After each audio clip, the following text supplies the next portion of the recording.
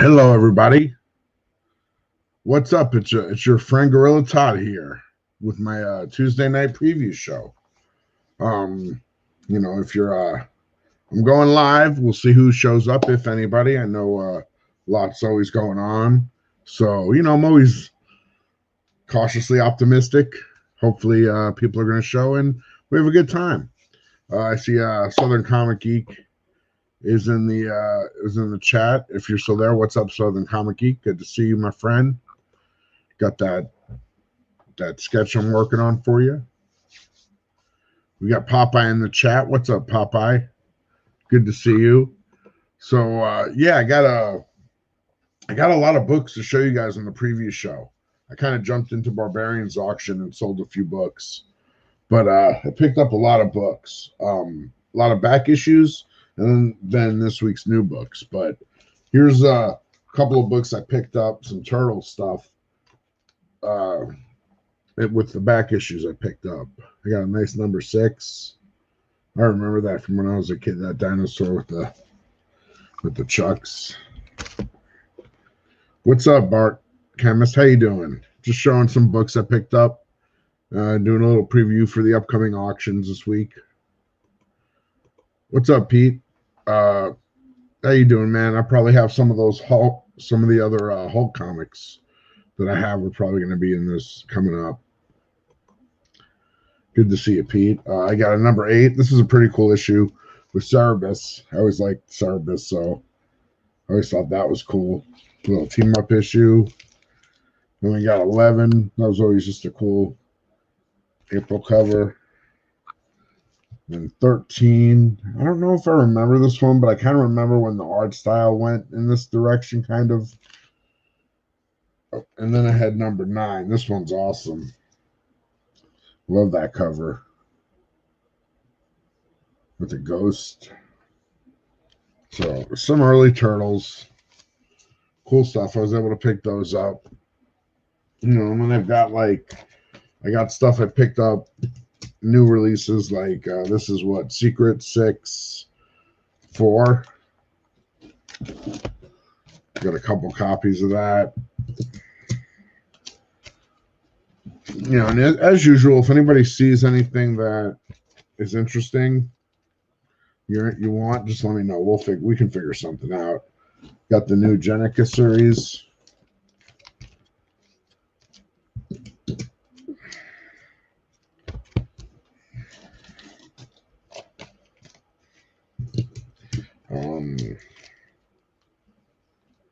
Now this is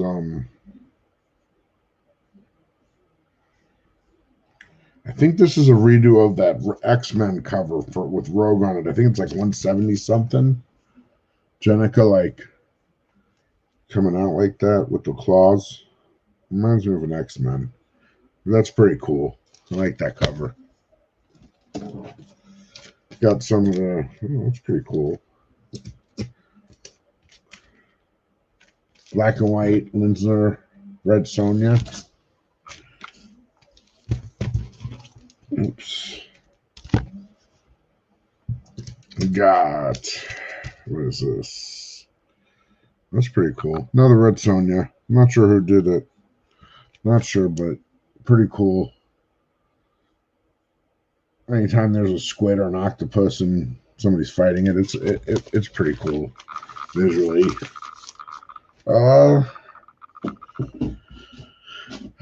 Any Thor or Venom? Yeah, definitely some Thor. I definitely got some Thor, Popeye. I got the new issue of Thor, and I got the 1 in 25 and the 1 in 50. I'll have all those coming up at some point.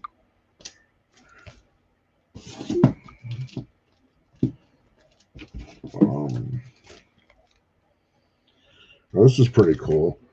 I like this cover. This is by an artist named Will Conrad. I met him once at a convention. He was a pretty cool guy. That's a pretty interesting perspective.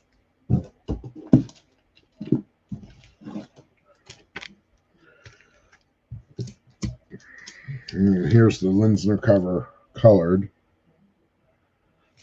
Red Sonja 21.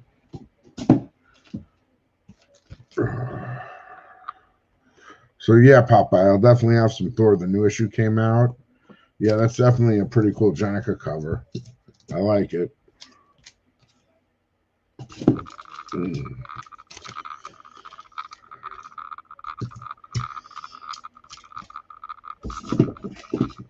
I've been fortunate, like I've had a good run of like Turtle books come in the last like week or so. So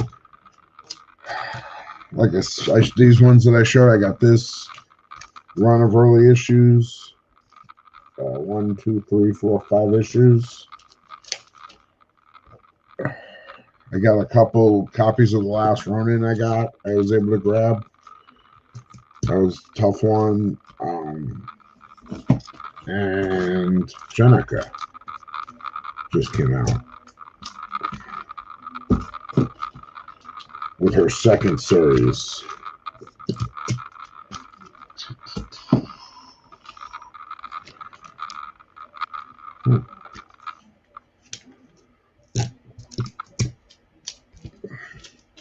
Muddy Red Sonja.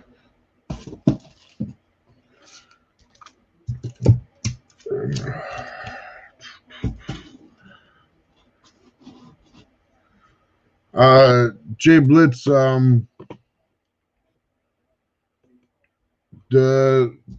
Jenica cover price, The Last Ronin, $20.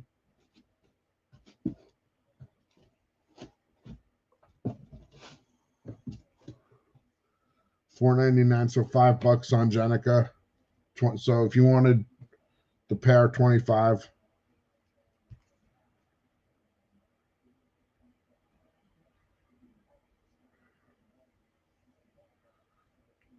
I don't understand what you mean. One, I don't have the 1 in 10.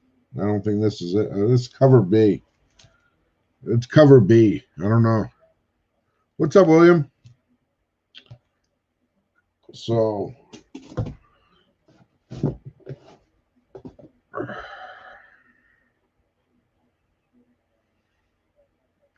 no, I didn't get the 1 in 10 for Jenica, Giblets. No, I didn't. You want a Jenica, Popeye? I gotcha. Okay, awesome. Let me just write you down. 3, 10. That's a sweet book, man. Cool. Okay, this next cover is pretty cool. This is a Stranger Things and Dungeons and Dragons, and it kind of has like a very much of a throwback vibe to it. Reminds me of the paperbacks and stuff even the role-playing game sets from when I was a kid.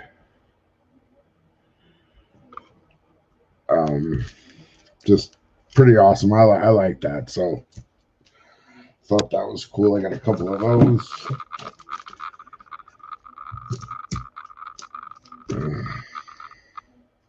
It's cool. It's like a dwarf and a red dragon. You got a couple more of those. That is it for that. One more.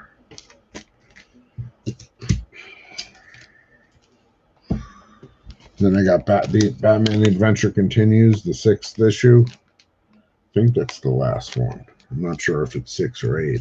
I lose track sometimes. And then I got the other cover as well. It's pretty cool. Carrie Andrews. I guess this is a Carrie Andrews cover with like crazy Harley and Joker, and then you got the Bat Family all running. Happy birthday, Captain.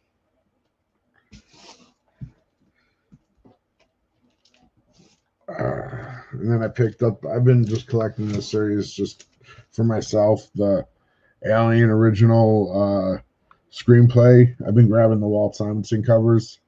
He draws some awesome aliens.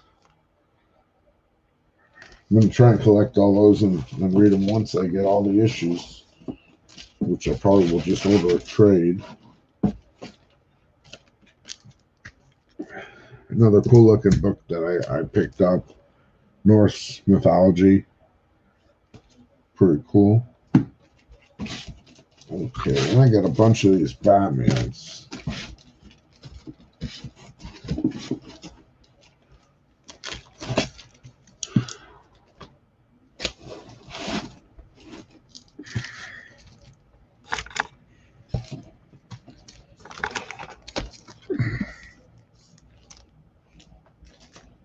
And I'll tell you, this guy, he looks like Moon Knight to me.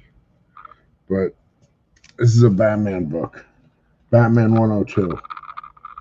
So, I don't know. You know, did they do that on purpose, or is that just a design thing? I don't know.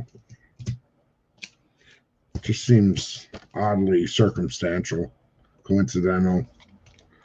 What's up, Rico? How you doing, man? Hey, Glenn Smith. Good to see you in the chat. Wow, 14 friends hanging out. It's good to know you guys are interested and want to see what I've picked up. I love sharing it with you. This is just a new issue of Batman. This guy who looks very much to me like Moon Knight. But I forget what he's named. It should be right in here. No, plus it goes to Thor.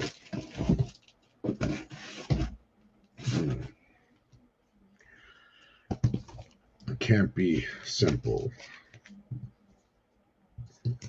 But okay, Popeye, I got about 102 for you. You got it. $5 on that too. Put that right with your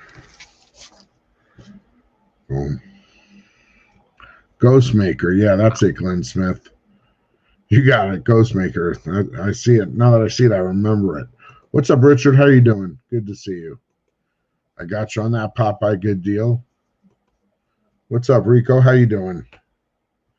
What's up, Captain Comics? Happy birthday to you too. Okay. Couple more of these Ghostmaker. I guess he looks like a ghost. He's all cloaked and shadowy.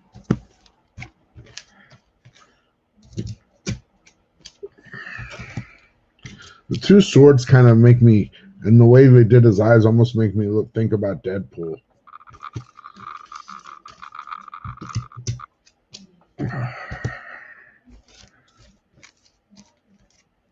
Oh, nice. I didn't see the one with the swamp thing. I'll have to look for that tomorrow. I did not see that, but I always like a good swamp thing cover. Okay.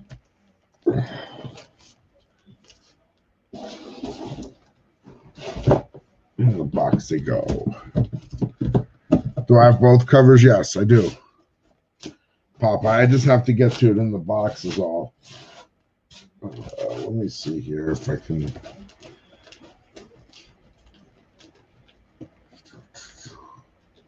A lot of Thor.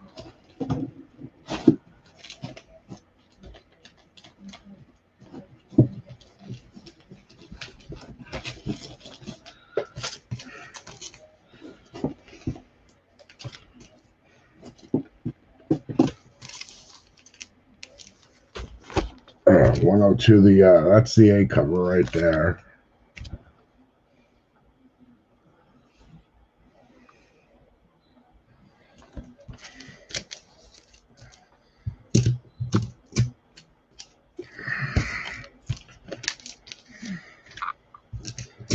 So if anybody's interested, I definitely have these available. I got a good number of them. So if you need one, you let me know.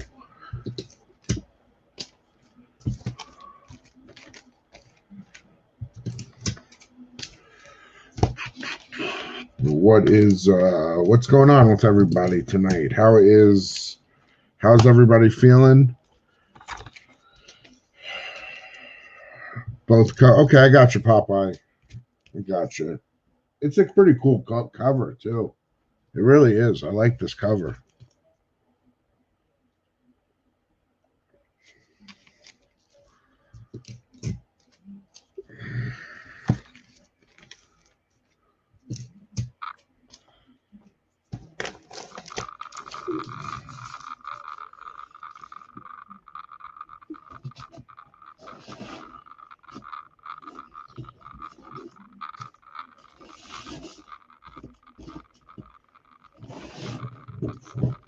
These together.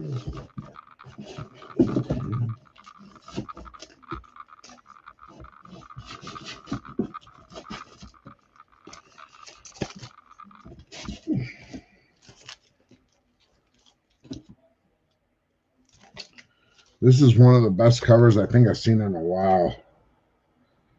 I just like it. It just looks cool.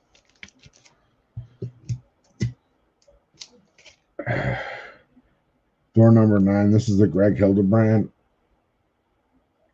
cover. Kind of an odd angle, but I don't know. I think it works. And I love the background. The way the lightning bolt collides with the spinning hammer.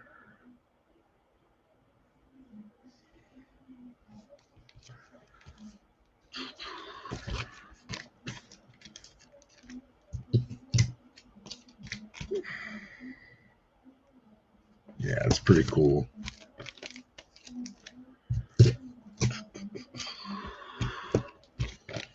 Then I also have about that long box behind me is stuff I picked up this weekend that I haven't shown, I don't think, anywhere except for 2 posts I put up on IG. So all the stuff in the long boxes, this will be the first time I've shown it on YouTube. So it's not stuff I've already had for auction. So I got that cover for Thor 9, Greg Hildebrand. What's up, Sasuke?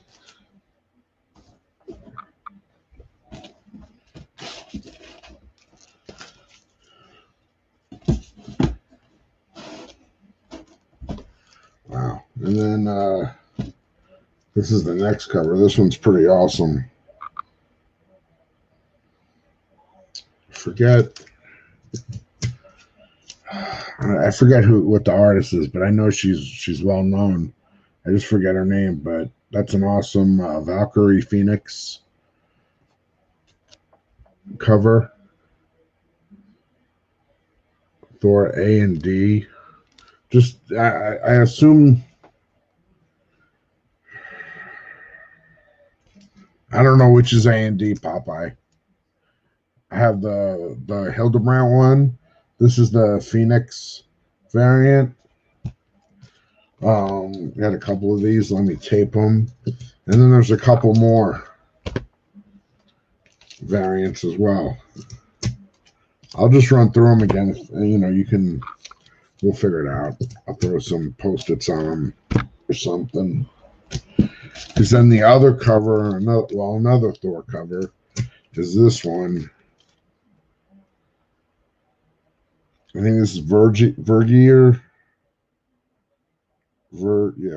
something like that. It's VEREGGE.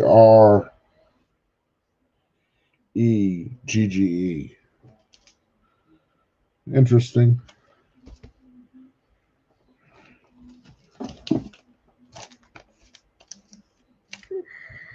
You got it, Popeye. I'll show you what I'll show you what you're getting in a sec. What's up, Jeff Silversmith? Appreciate you coming and hanging out. If you're still here, good to see you. And then I got another Thor, which is the Fortnite crossover. Thor and I guess that guy from Fortnite, which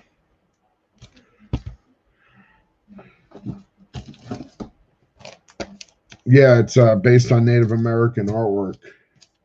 The Vergie, yeah, it's cool looking. It has a striking design. Oh, what's that? Yeah, Fortnite.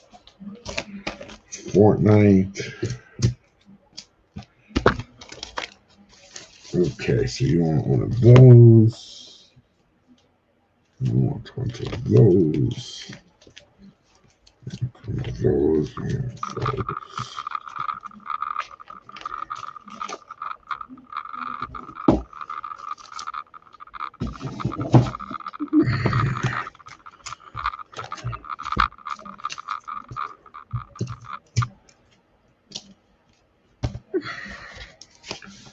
I didn't grab the I don't have the crossovers yet, Glenn, but I'll be getting them in probably sometime this week.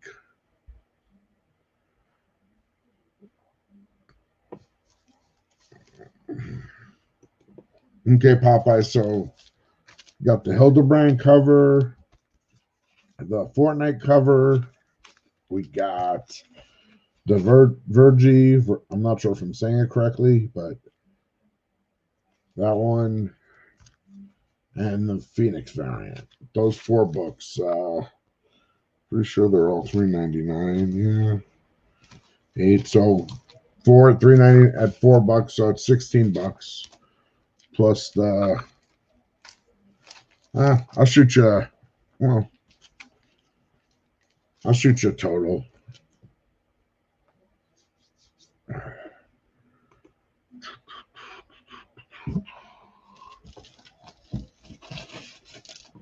And then I just got a few copies of. This is the. What is this? The 6th printing. Whew, 6th printing of Thor 2. So little change up on the colors.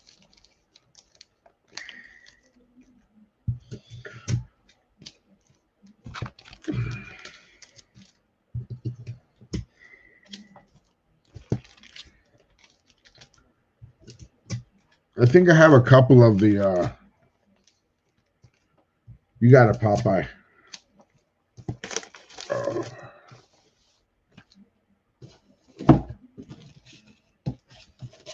And then this one I just grabbed because I ordered because it looked funny. Savage Dragon, but looking like Charlie Brown. It's kind of funny, I thought. Good grief, Savage Dragon. You want the you got that Popeye. Put that in the pile.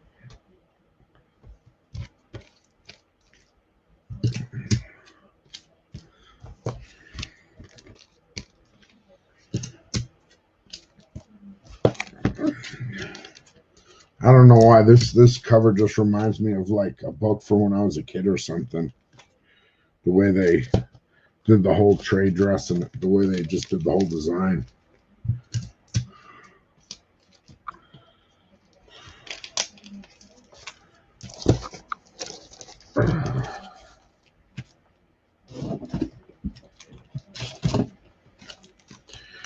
Then I got my 2 copies I get for The Walking Dead with the Art Adams cover. Draw some awesome zombies. And Glenn.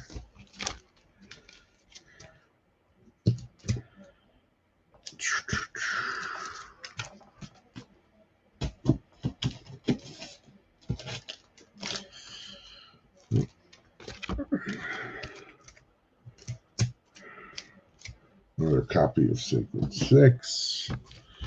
One more Thor cover coming at you. This is the, I guess the 911. Yep. This is the first cover for Thor. So, Pop, I assume you want one of these too. Prey starts here. So that's the first part of the new story.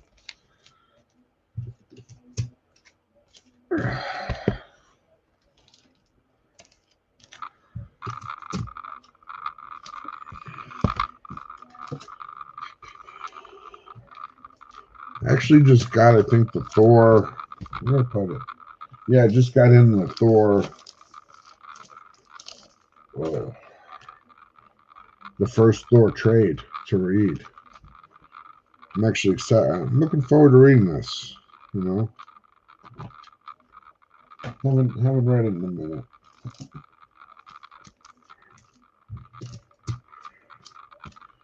I used to love Thor. I used to read it every month for a good From probably issue, probably in the 300s all the way up to the 500, maybe around there. Maybe the mid 4s. Maybe I read for a good 100 issues.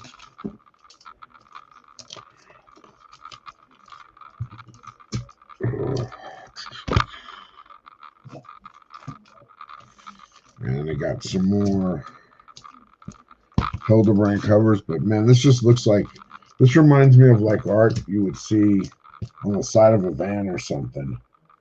Just has that crazy color scheme.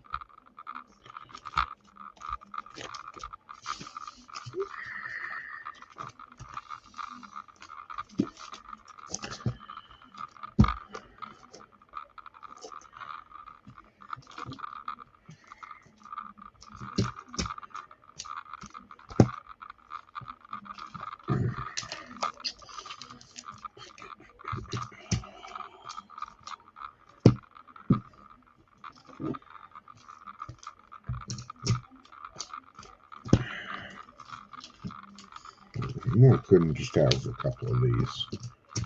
Okay.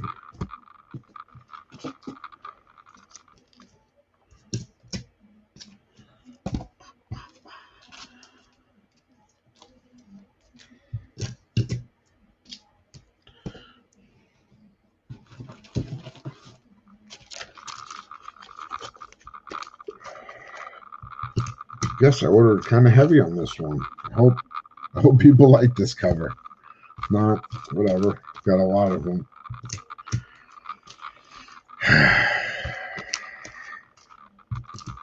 That's kind of the collecting comics game here. You buy some of one. I guess you hope it's something you can trade or sell,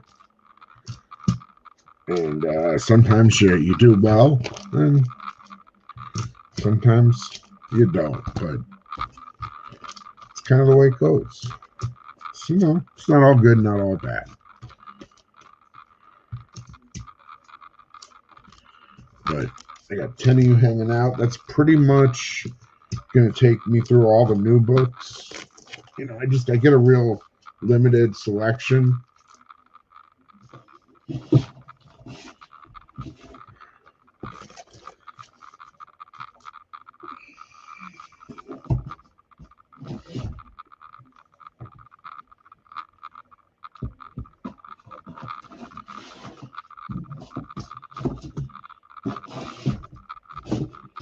Okay. Cool. Put this in here.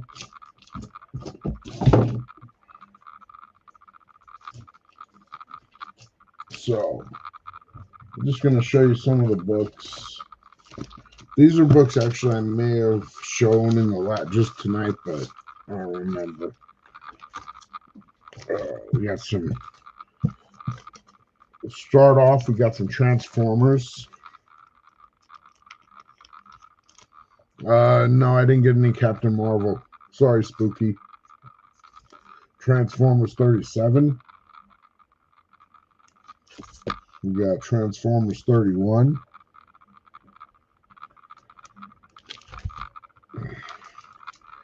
Transformers 32. 33. And 34. So just some cool Transformers books. Nothing major. I got this is a cool 2-book. This is one of those things I don't see together too often.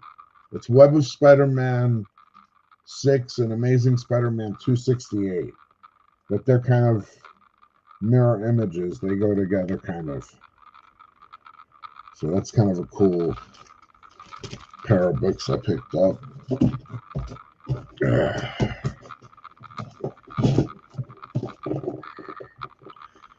And I got Amazing Spider-Man 153, 154, 160. I believe this is the first spider buggy. See it driving up the side of the building. 170. There's Doc Ock. 182. This is the first. This actually book is the first time that Peter proposes to Mary Jane. I think she turns him down in the next issue. We got 189. Always thought that was a great cover. Spider-Man on the window. The Mummy hanging out the window. Yeah, they are, Glenn Smith. The books are, I got a lot of really nice, clean books. I really try to get, when I can, to get nice, as clean a book as I can. 203, Amazing Spider-Man. That's a pretty cool cover. A Dazzler cover, where they drew her effects. Here's 204, Black Cat issue. Even these are like VFs. These are nice, very, pretty good, very fine. Here's 256. This is the first appearance of the Puma. So that's a newsstand. You got 259. I always love this cover. Spidey like putting his gear together, and then plus the Hobgoblin strikes. Just always thought that was a cool cover. Then I got a couple McFarlane Spider-Man issues. What's up, TGK Bit Simp?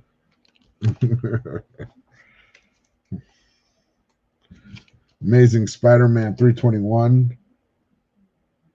The Silver Sable. And then I got 322. And 324. Pretty cool Sabretooth cover with the Spidey hands. Oh.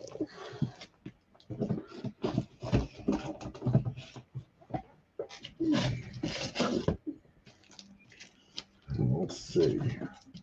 Okay, that works. Okay, now we're going to kind of go all over the place in terms of books. This is Enemy Ace 142, or Star Spangled War Stories featuring Enemy Ace. This presents the Hammer of Hell, Enemy Ace. That's pretty intense. Pretty cool old DC War comic, a 12 center. We've got an old Our Army at War featuring Sergeant Rock. This is Our Army at War 247 with a pretty cool Joe Kubert cover.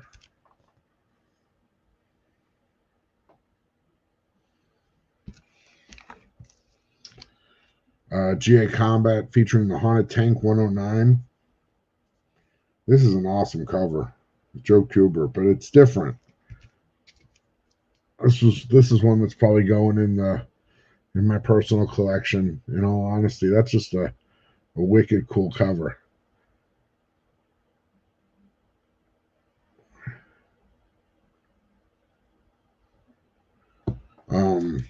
Just beautiful cover. So I'll probably hang on to that one. I got a copy of Astro City #1, which I pick these up whenever I can. They're cheap now, but if they ever do anything with Astro City, that's a great read. If you haven't read it, I recommend it. Cool Turner cover with Batman, Superman, and Supergirl. Picked up this gold Amazing X-Men trade. I know there's a couple more gold ones together, but it's pretty cool if you're into that foily stuff. Submariner 56.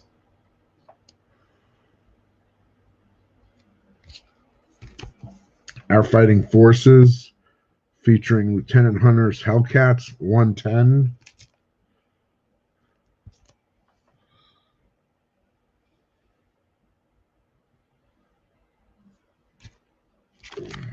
And then GI Combat 132 featuring the Haunted Tank.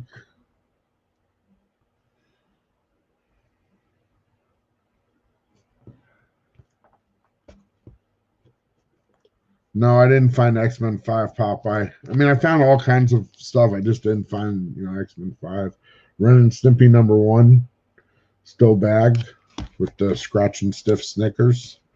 I found a copy of Superboy 9. This was pretty cool. I didn't have this one. First Killer King, what, King Shark or something like that. King Shark, that's in I think he was in Flash, and he's in one of the I think he's in the Suicide Squad movie. And then I got a couple G.I. Joe issues. A copy of number 50, 34. This is an awesome issue. It's like a battle in the sky between a Cobra jet and the Joe jet. Pretty awesome. I remember that issue. And 40. Awesome cover. I want to say Zach. Yeah, this is a Mike Zach cover. That's awesome. I gotta get a copy of that signed. Cool. Okay, so we're making some progress now. Yeah, I thought Age of Apocalypse was definitely a good read. A really good read. I enjoyed it. For sure. I'll grab another handful.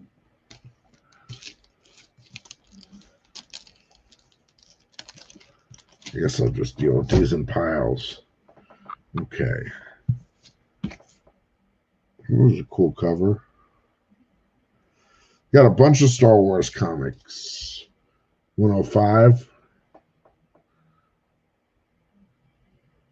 With Luke dodging some lasers and a bunny hopping around.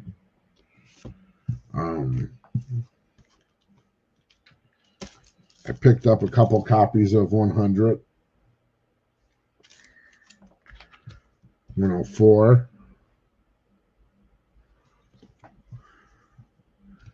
89. 102. What's up, K Titus? It's going good. 103. Just showing some comics. I picked up a big, like a long box this past weekend. Star Wars 86. I mean, none of these are like big, crazy key books or anything, but they're all good, solid, classic Star Wars books. 85 from the original Marvel run. So, I don't know. They're pretty cool.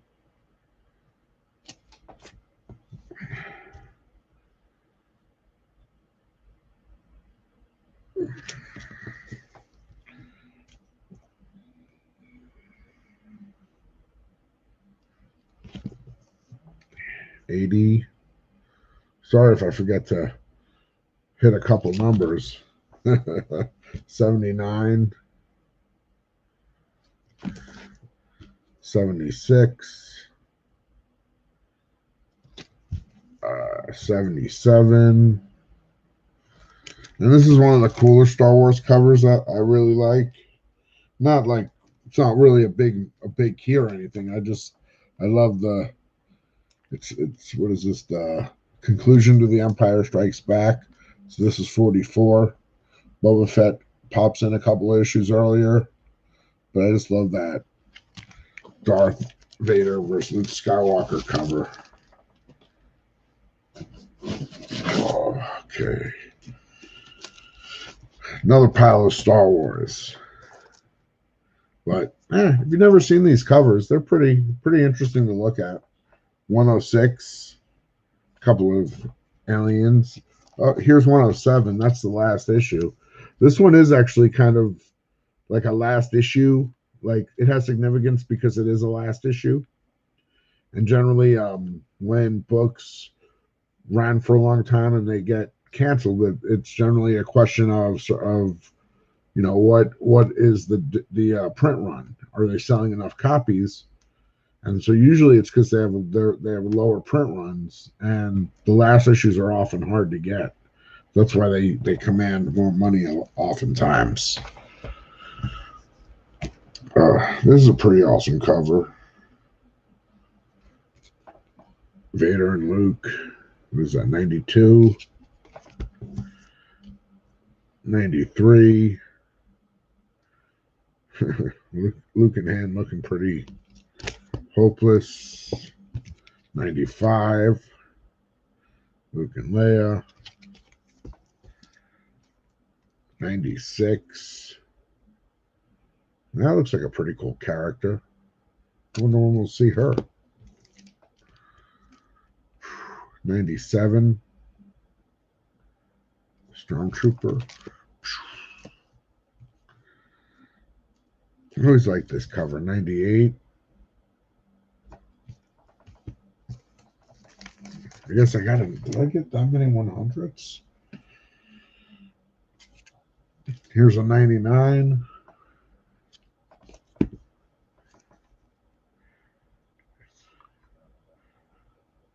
That's funny, Glenn. I guess I got another 100. Let me just see that. Did I get 3 100s? I did. Look at that.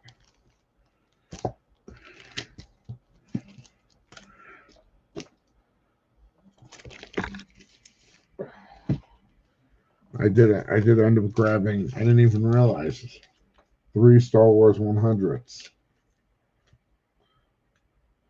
Oh,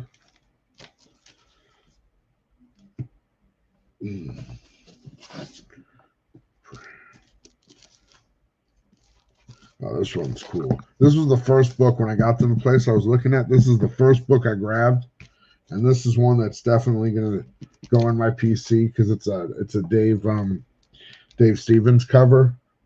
Twisted Tales. Just an awesome. Dave Stevens is one of my favorite artists ever.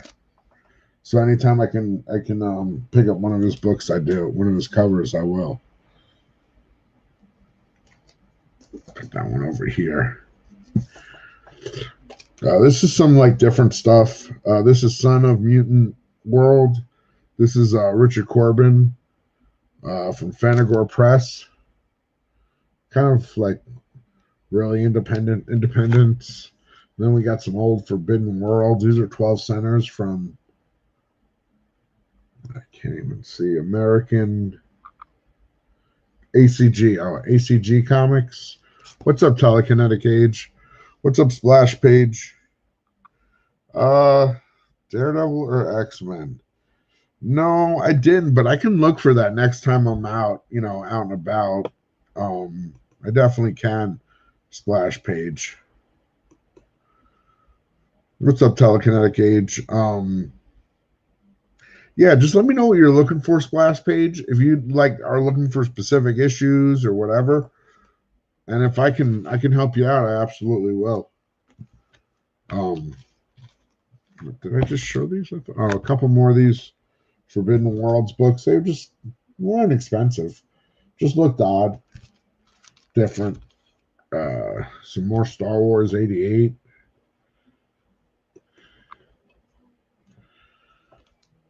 Darth Vader is dead. Long live the new Dark Lord. Huh. 92. 91. I feel like I might have gotten doubles of some of these. I'm not sure. 90. Oh, it's no big deal, Splash Page.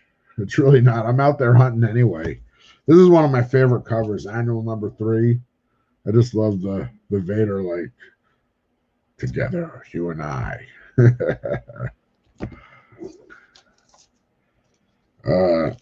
And Star Wars 78. I'm trying to put the Star Wars books. Yeah, they kind of are together.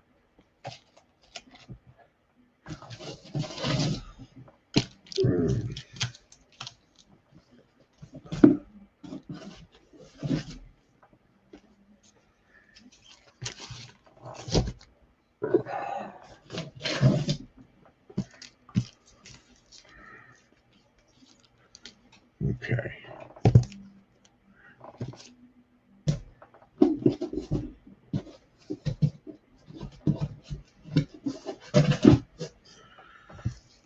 Okay, we're going to hang out in Vampirella land for a little while. I got some Harris Vampirella issues. This is number 3. Number 2. I guess they go by storylines. This is Holy War 2. And then this is Death Valley 1 of 2. And then we got Vampirella RIP. This one's awesome. I would, if I didn't have this one already, I would keep it. And this one was pretty clean. I gotta look at mine and see if it's this clean. But that's the Vampirella 25th anniversary with the Frazetta cover. So I don't know. I might hang on to that. This is cool. Vampirella Revelations. Cool painted cover.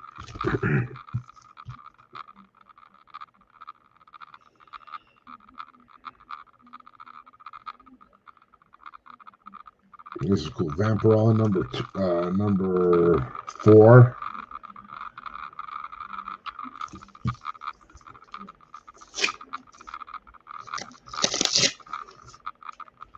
This is pretty cool. Vampirella at the World's End Circus, displaying remarkable ability and extremely new performances. It's a circus cover.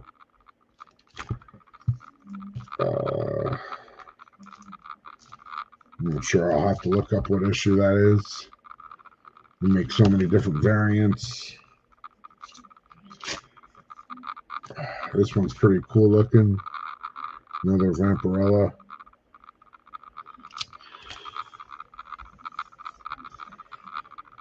This one's Mike Mayu. Okay, and that's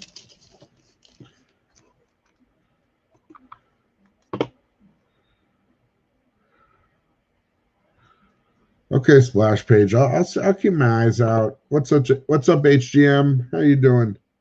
Thanks for hanging out. Just going through this some books I picked up.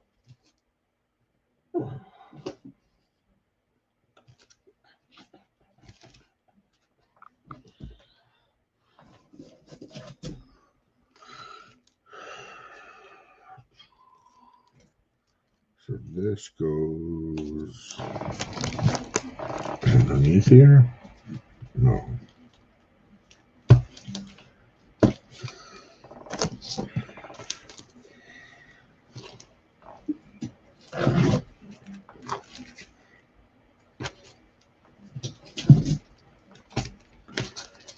Okay. I got a nice run of Iron Fist without the keys, basically. I got a 15 with the X-Men appearance. 13.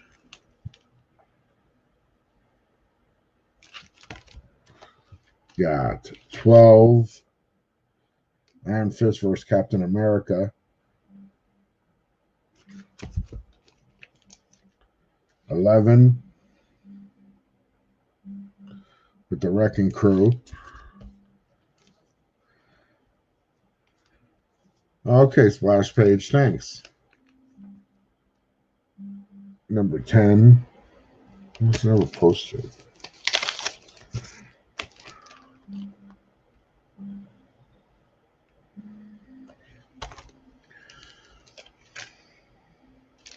Number 9.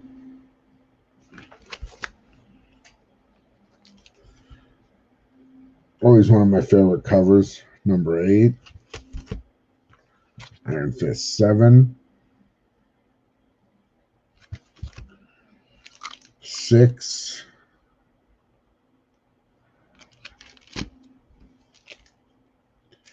5. And 4. So if you happen to be that person who has Iron Fist 1 and 14, and you want to look for 2 and 3, this could be your perfect set. Then I got some Hulks. I got one kind of nice late Silver Age Hulk. Looks like it's in pretty nice shape. I mean, it's got some wear, but so I don't know what I'm going to do with that one yet. I got some McFarlane Hulks that somebody was asking about. I got to get back to them and let them know I did find these. This is probably one of the most iconic covers that McFarlane did on Hulk, other than the Wolverine. This one, the one when he crushes the logo, I don't think I got that one. You got the Crushing the Machine.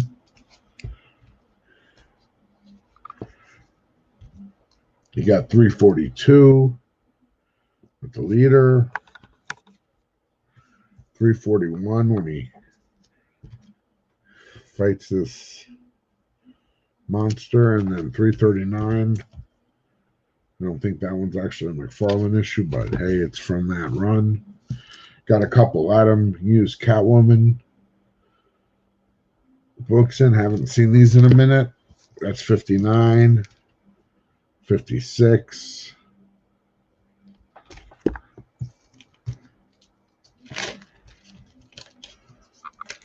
'77.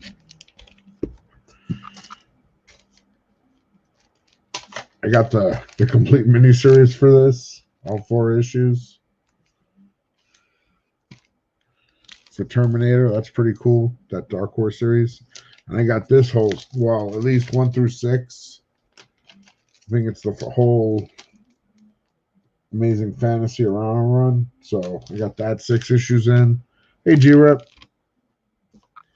And then again, I always loved these Alien Worlds and type books when I was a kid. They're all from the mid 80s. So I always pick those up when I see them. An issue of Den by Richard Corbin. What did this? Stout. Yeah. Another awesome Alien Worlds with this covers by a guy named Liam Stout. Really artist who draws some really cool images. A lot of dinosaurs and prehistoric stuff. Okay, you were one, Pete. Right. I remember now. I remembered somebody did. Let me see what let me rewind.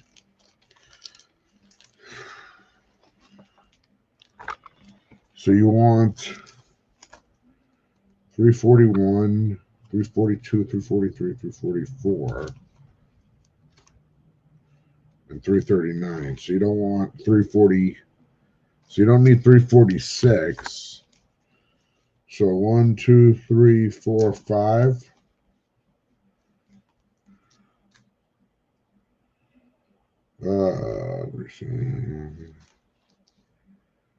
I could do the 5 books for like $40 shipped. Pete, what is it? 5 books. 1, 2, 3, 4, 5. You need 346 too? Well, I'll throw 346 and I'll keep it 40 shipped if you want it.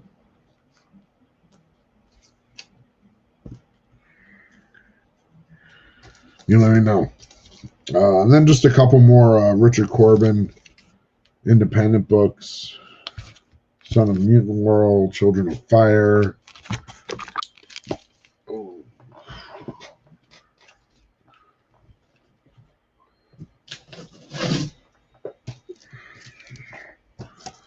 Let's see. A little bit more variety. We're going to get into that now. I got Creeper number 3.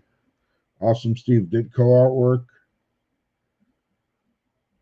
Creeper number 3. And then I got also Creeper number 5.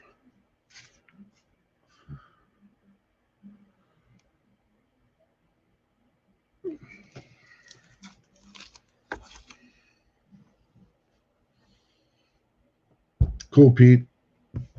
Just hit me up on IG, and if you have any questions or whatever, but I got you.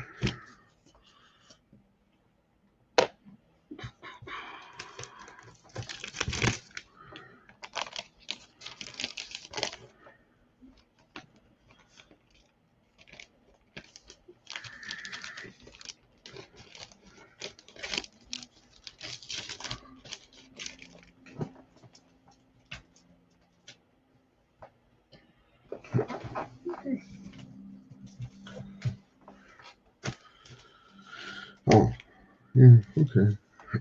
Oh.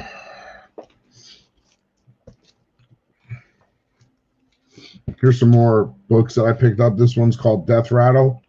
It's an old independent book from Kitchen Sink Comics. That was Kitchen Sink Press. I want to say this is like copyright 81. So this is the early 80s. So this is issue 1. And then I have issue 8, which is significant because this is the first time that Xenozoic Tales appeared, which is more commonly known as Cadillacs and Dinosaurs, because it had a cartoon that was named that for a little while. But that's a pretty cool book.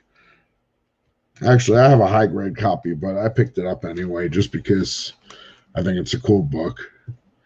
And then I got a bunch of these Marvel 25th anniversary covers. We got Wolverine, Spidey, Web of Spider-Man, Incredible Hulk, Hawkeye giving a wink, Black Suit Spider-Man, Daredevil, and half Peter, half Spider-Man. It goes there. And I got this is an awesome 2-parter, The Silver Surfer by Stan Lee and Mobius. I think this might, well, I don't know. But it is pretty awesome. I got to make sure if I don't have this, I may be keeping this one because I love Mobius's artwork. I'm pretty sure I have at least one issue, but that's a good set right there. And then I got a couple of Astonishing Tales featuring Kazar and Doctor Doom. It's pretty cool. Number 3. So I got number 3 there, and I got number 4. Great covers. Great covers. And then I got this whole run of Amazing Adventures featuring Inhumans and Black Widow. So I got number 8. Black Bolt versus Thor. Freaking awesome. And a Black Widow story. We got number 7.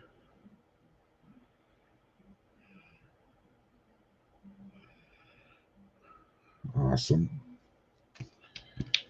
Number 6. Hell on Earth. 5. 4. 3. 2. And 1.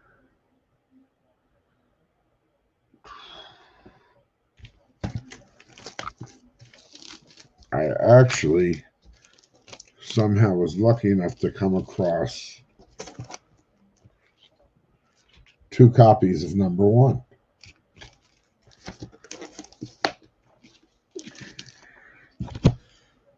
Okay.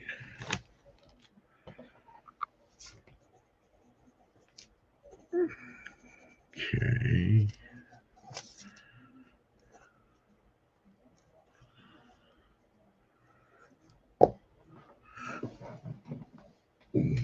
Getting to the end. Okay, well.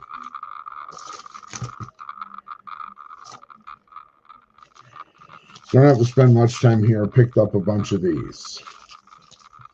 But you guys who have been watching, you know I've been picking those up. But I picked some other cool Spawn books. This is Spawn 100, Mike Mignola cover. And then here's Spawn 100. I think that's the Alex Ross cover. And then here's a copy of Spawn 12. Nothing major. I picked up this nice run of books.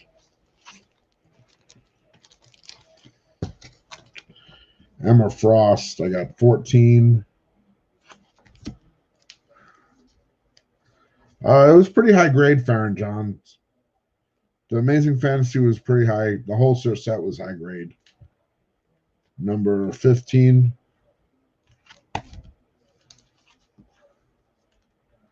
Number 3.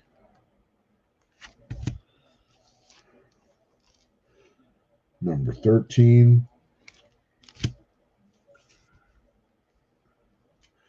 Number 16. Number 2.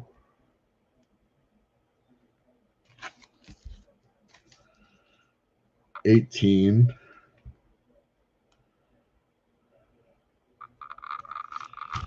And 17. And this was the only issue I found of the Demon, but I found it and I couldn't pass it up. Awesome Kirby artwork. Let's see.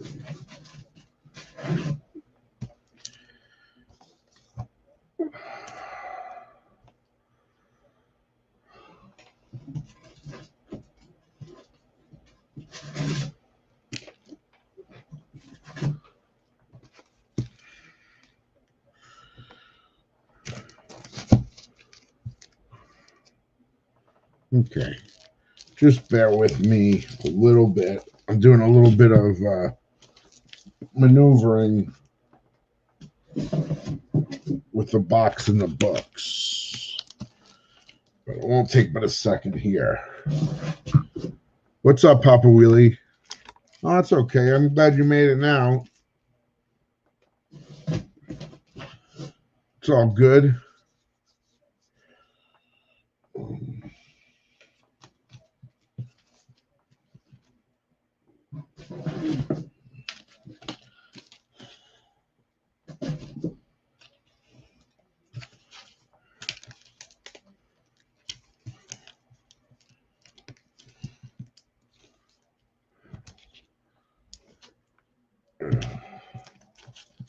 Just because I know you want to.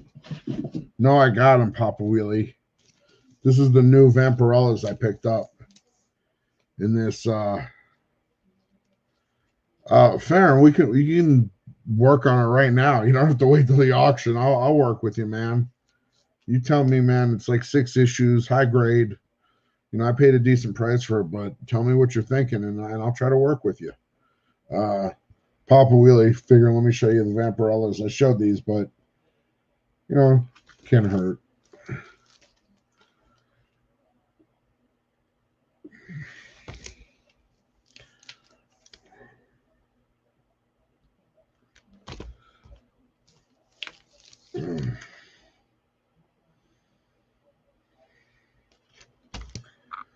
It's cool that you guys are all hooking up and hanging out and whatnot. That's that awesome Frazetta cover. Nothing else, Papa Wheelie. I know you like seeing these Vampirellas, like seeing what other issues there are and everything. This is like a circus poster cover. That's something different. A couple of nice variants.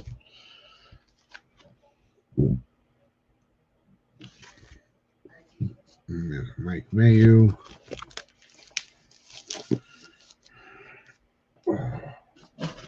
So that's some cool stuff. Now,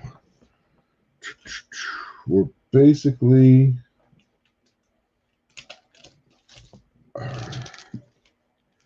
most of the way through. But I got a nice little chunk of Moon Knight. I got 17. These are like mid to high grades. 17. 11.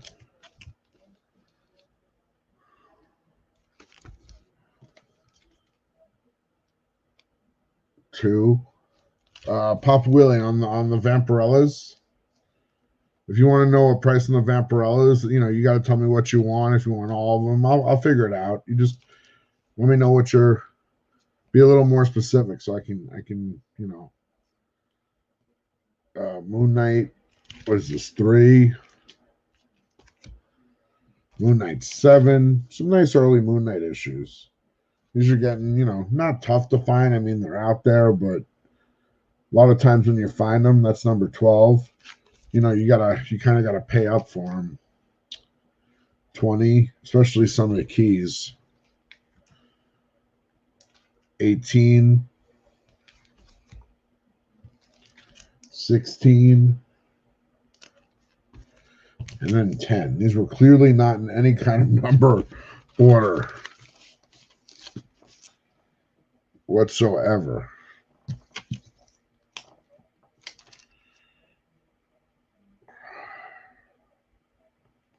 And then I picked up Dark Knight Returns, book 2 and book 3.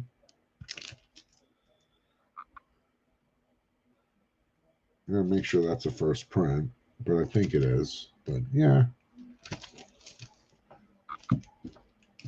Always nice to pick those books up any chance I get. I got some more New 52 Batman.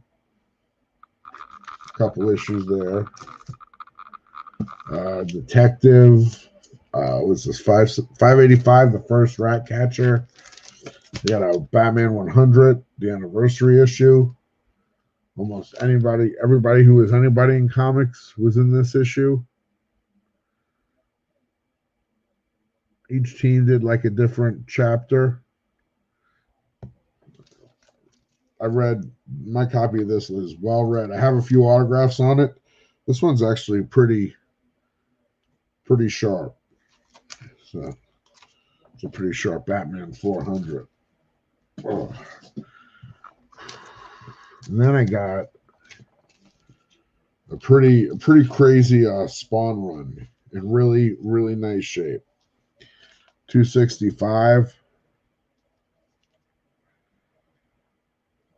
Okay, Glenn, that sounds. Oh, you're okay, Papa Wheelie.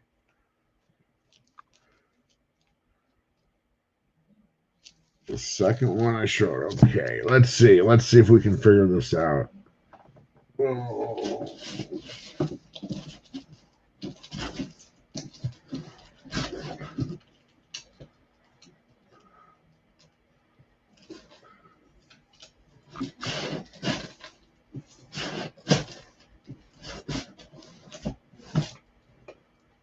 This one?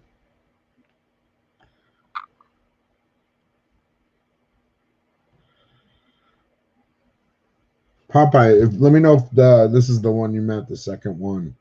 This is the second one that I think I showed. Let me know.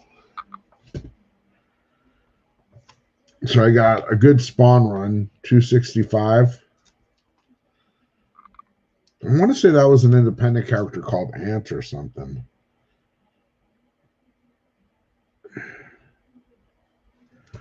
But that's by Eric Larson and Todd McFarlane. 264.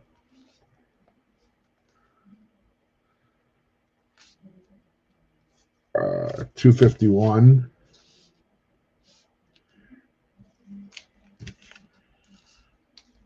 Uh, 255. That one's awesome. Spawn on the Throne. 260.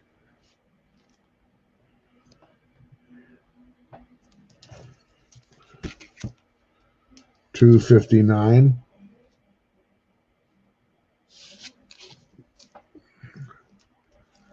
258.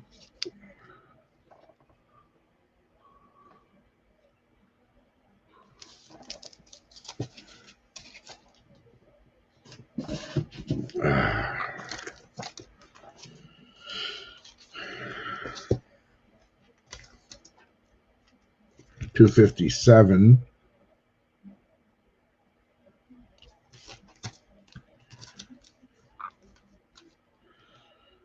256. Looks like I got another 255. 254.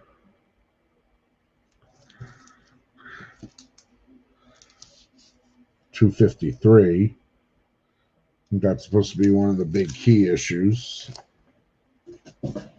People like that cover. Then I got a couple more 10s, but the cool thing is I got a newsstand number 10 for Spawn. And I got a nice copy of, pretty nice copy of number 9.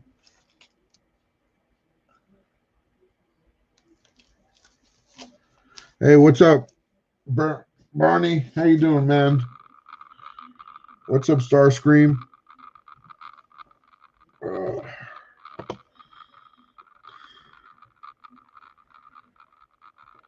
So that is about everything. That was a long, no, it took me over an hour to get through all that. 16 of you made it through with me. That's awesome. Does anybody got any questions about like the books or anything? Because most all that stuff is for the auctions. And if you're interested, you can probably get a better price on it. You know, if you just, ask me straight out. Because I'll work with you the best I can.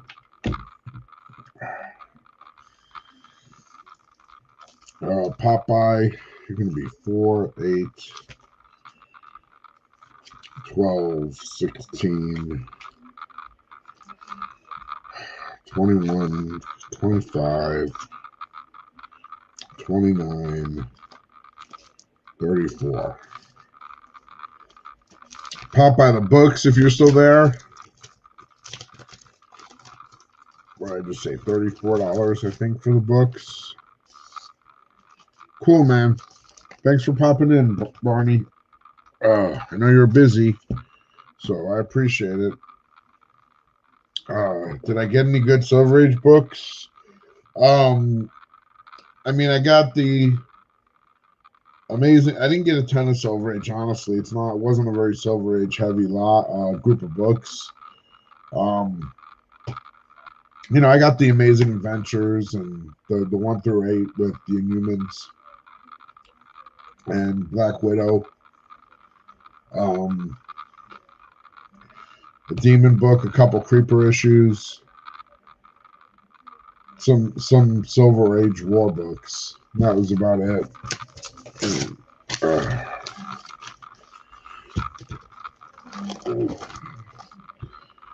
I got some FFs, but they sold at auction yesterday. Yeah.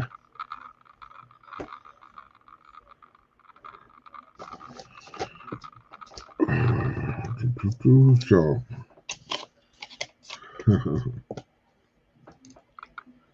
so Papa Wheelie, you wanted this one?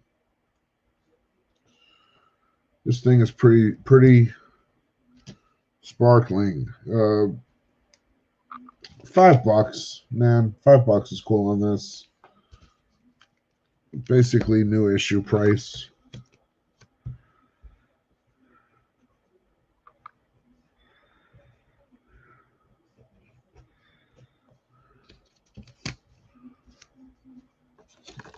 So, okay. Does anybody is there anything else anybody wanted to see or ask about?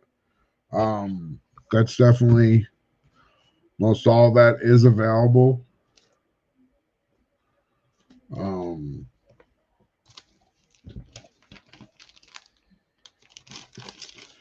So let me know.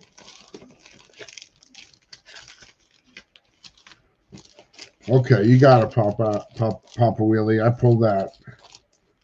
pulled it for you. I got Popeye's books here. 5, 9, 13, 18, 22, 26, 30, 34.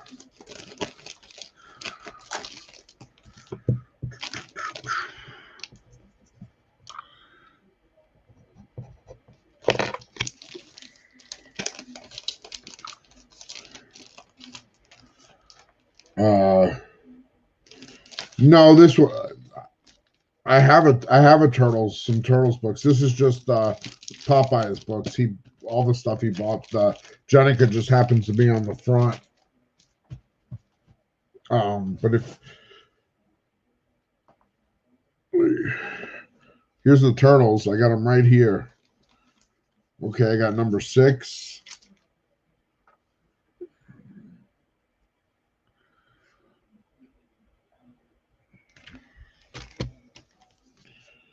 I got number 8 with the guest starring service.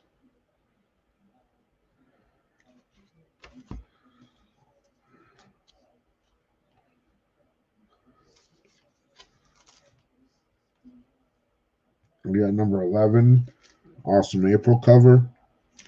Turtles in the background. Number 13. And then number 9.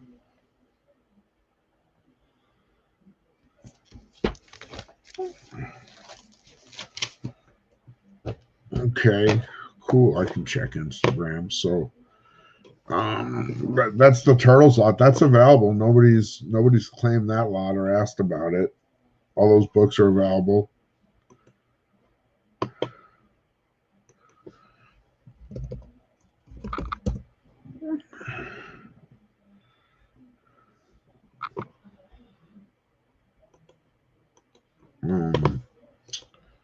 Yeah. So what? 5 Turtles. Nah, dude, these are little.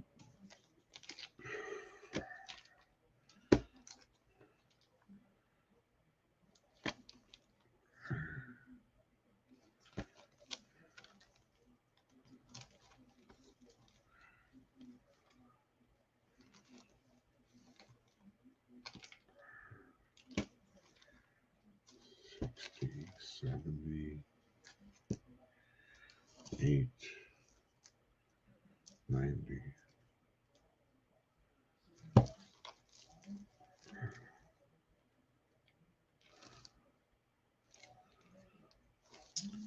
So honestly, for for these 6 for the 5 Turtles, I'd want like $60 because these are the original Mirage Studios. These aren't, these are tough books to get, and I think that's still a pretty good price considering what these books are priced at, what the market prices these books at.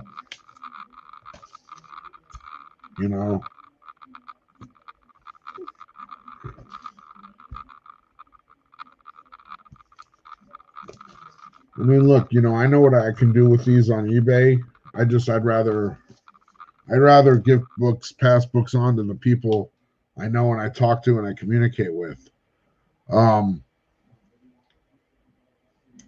that's just, that's what it is.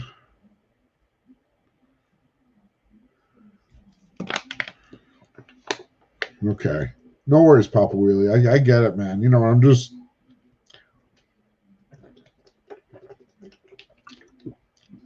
I look, what you saw in that box, that's an example of what I pulled out of basically a store I went to that had a large comic selection. I mean, I went through boxes for probably 4 hours, and I pulled and I found some good books. And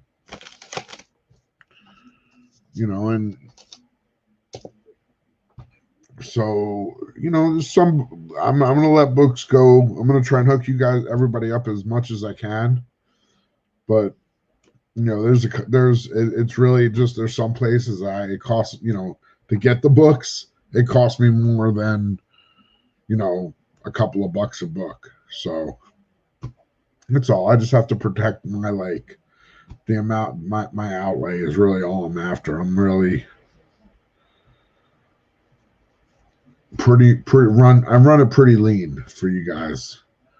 I just don't, it's like a fun thing for me. And I look at it as it enables me to go out and hunt books and buy books and, it keeps me doing what I enjoy doing. That sounds good, Fern John. Definitely hit me up, man. I got that lot for you, man.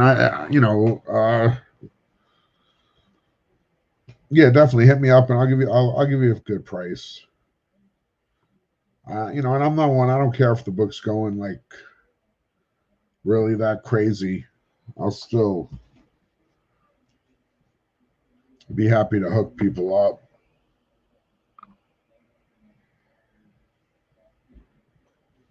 I'm out of focus.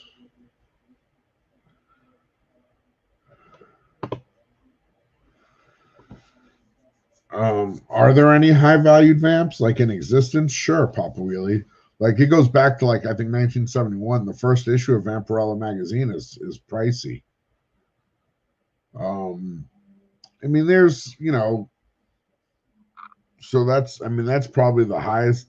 That's going to be probably the most valuable Vampirella book, as far as I know, unless there's some kind of extreme variant that I just I don't know about, and you know what I'm saying? It could be,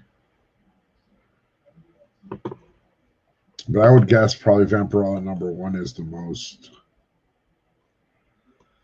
most valuable.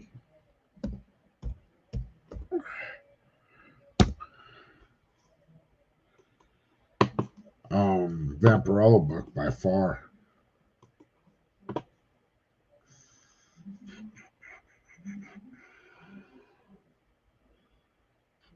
So we definitely got that. Anything else I can do for anybody or answer any questions about any of the books I showed or anything?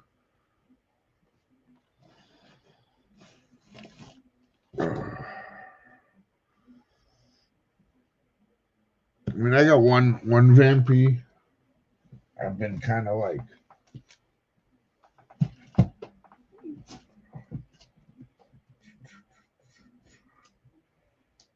find it. I got this one. I've been kind of just like holding back because I like it. It's like it's issue 100. It's like the side of a bomber jet. So I haven't seen this one too often. So I'm keeping that one. Another one I've kind of tucked away is this Alice Cooper one. That's pretty cool. Yeah, no, I know. I'm happy to answer, Papa Wheelie. What do I do for pricing books? I just kind of have an idea what the market price is, and I try to like really be lower. Like honestly, I'll look up, TMNT 6 on eBay. I'll do, I can do it and tell you what I find. I mean, if it's going for peanuts.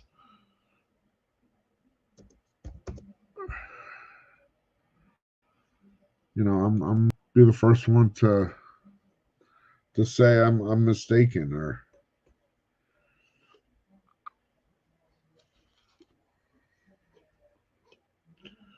any comics. These collectibles.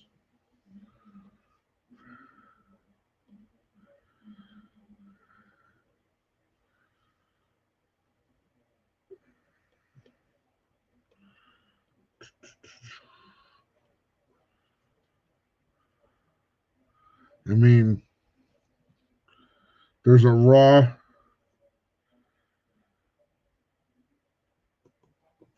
I don't know if I can share eBay while I'm streaming on YouTube. There's a raw one for what is it? $45.99. So if you go look at eBay and you see this book for $45.99, right? And I guarantee you this is as nice as any book you're going to get for $45.99 off of eBay. And I'm selling you 5 books from that era for $60. There's a certain value in the number of books. Are there any comic sites or apps that are good for valuing books? I mean, yeah, it depends what I mean, look, eBay, you can use eBay But what I always say is, like, you can't go by what people list stuff at, because you can list it whatever you want. There's no consistency there. You look at what has sold, what the sold listings are, and that tells you what an item is sold out, right? eBay is probably the most dynamic marketplace you have access to. Yeah, spooky. I mean, I'm not like a walking price guide. You know what I mean? I just have a really good, like, I've been collecting for over 35 years. So when I like I know when that book came out. I know what I know everything about that book to know to grab it when I see it. And so, I understand that the auctions are they're a different marketplace, and honestly, I'm not a comic shop. I don't have overhead. I don't have overhead, so I don't need to like get $45 for that book, even though it legitimately commands $45 in the vast majority of the comic marketplace. There's no shows to go to find stuff, so I don't know. I'm just an aggressive seller in that I want to flip the books and get more books and keep getting books.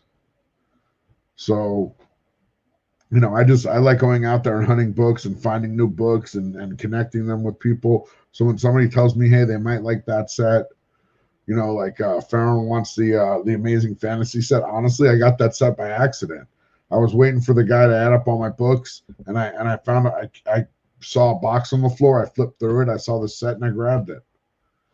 But that's a lot of, like, sometimes you're just in the right place at the right time. And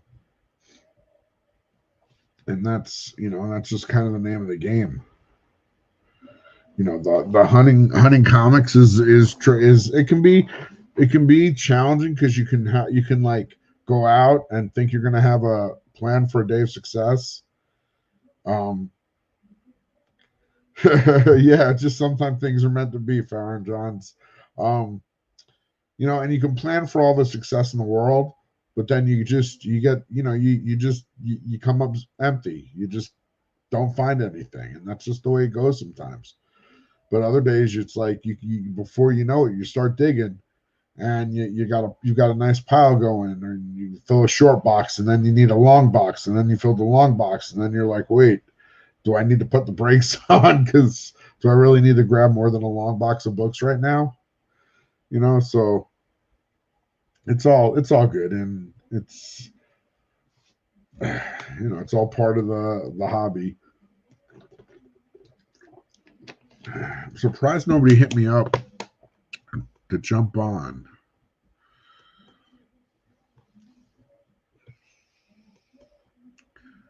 Usually it's a little more. Oh, lost my tab. There we go. But yeah, for sure. Yeah, I mean, I'm, like I said, spooky. I feel pretty good about what I'm pricing stuff at, and I can't go out and spend money to get good stuff and then just like give it away, and I'm going to bankrupt myself quickly. So I gotta get back my money in somehow, some way. So it's all good. It's all good. What else have I gotten? Have I gotten anything cool? I did get this in the mail. I don't think I really showed this. This is just the Art Adams Master of Kung Fu. I don't know if it's a ratio variant. I grabbed it off eBay. I got it for pretty decent. I think like 12 or 14 bucks, something like that.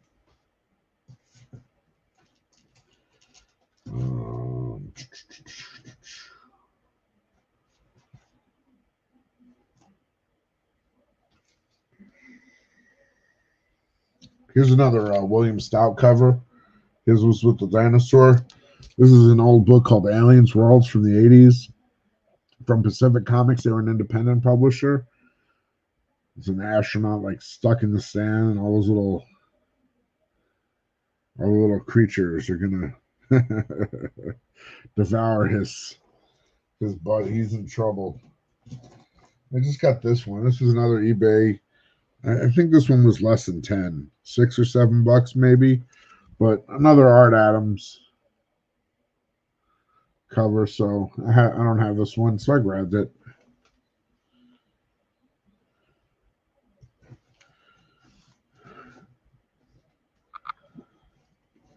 Yeah.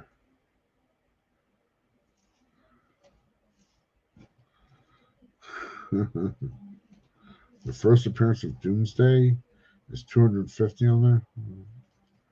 I don't follow that exactly, Papa Wheelie, but yeah, it's spooky. That's yeah, I appreciate that. I really, really do. And even I get it at $60, it might not be a lot for everyone, and that's no, it's all good, and that's it is what it is. But yeah, I try to hug people up, I really do.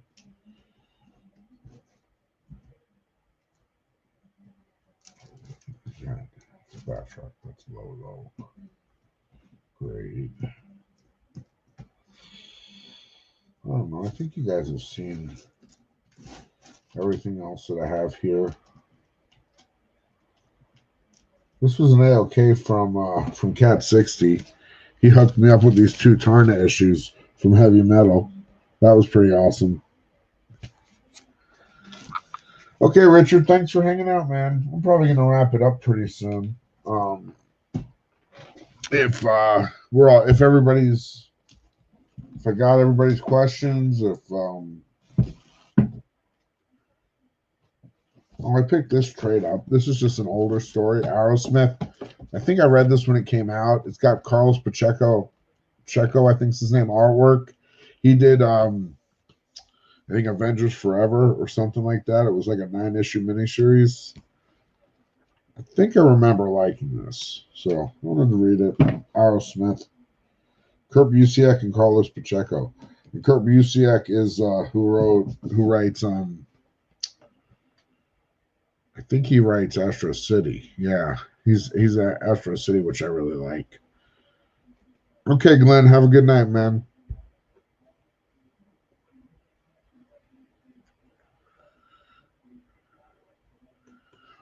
So you missed out on picking a bunch of Alien Worlds when I first got into comics because I didn't know much about them, but those covers looked really cool. Yeah, they are. Especially like the Dave Stevens and the William Stout ones. They had some really talented artists working then. But you can find them. I mean, I don't ever like. There's only a couple of those covers I paid a lot for. When I say a lot, I paid like maybe $50 for one. And it was graded 9.6. But I would have paid $50 for a raw copy, just because of the book it was. It's just one of the hard to get Dave Stevens covers. I think it's Planet Comics. But yeah, you'll find them again. They're around. Those books always pop up, and you can usually get them at a good price. You find them sometimes in $1 or $2 bins.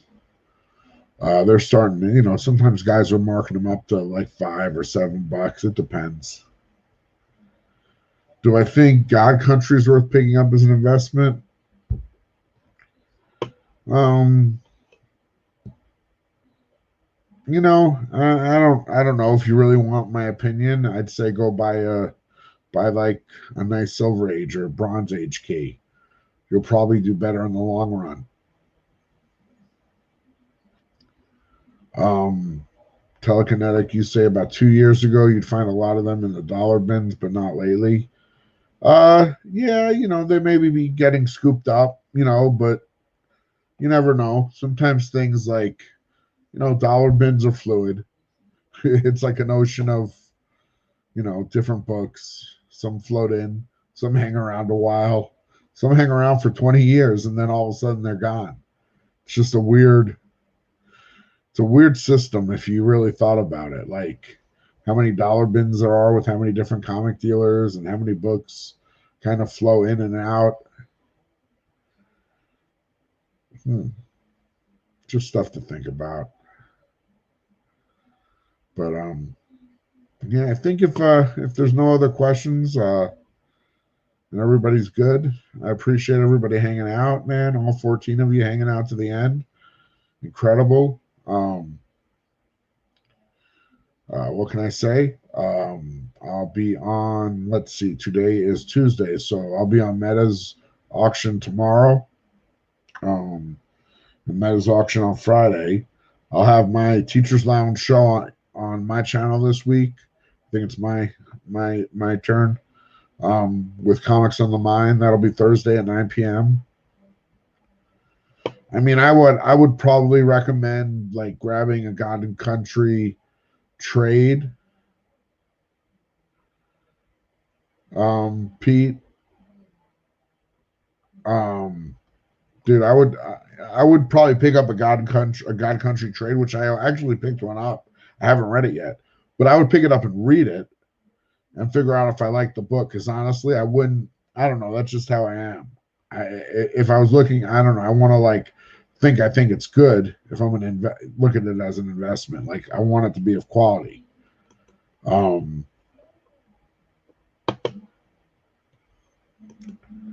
We want your opinion because I appreciate that, Papa Wheelie. I'll give you my opinion on anything. You know that. You know I'll tell you what I think. Take it easy, Splash Page Comics. You know, if anybody wanted to jump on and hang out for a minute, I'm down to hang out. I don't have any more books to show, so you know, I don't know what to do but wrap it up. So it's still kind of early for me. But I appreciate it, Papa Wheelie. Tell you what, let me just.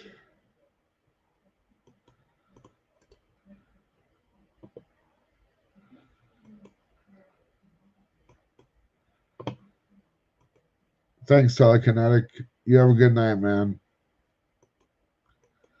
What's up, Tom's Comic Books and Reviews? Good to see you in the chat. We're just about wrapping things up here, but it's good to see that you stopped by.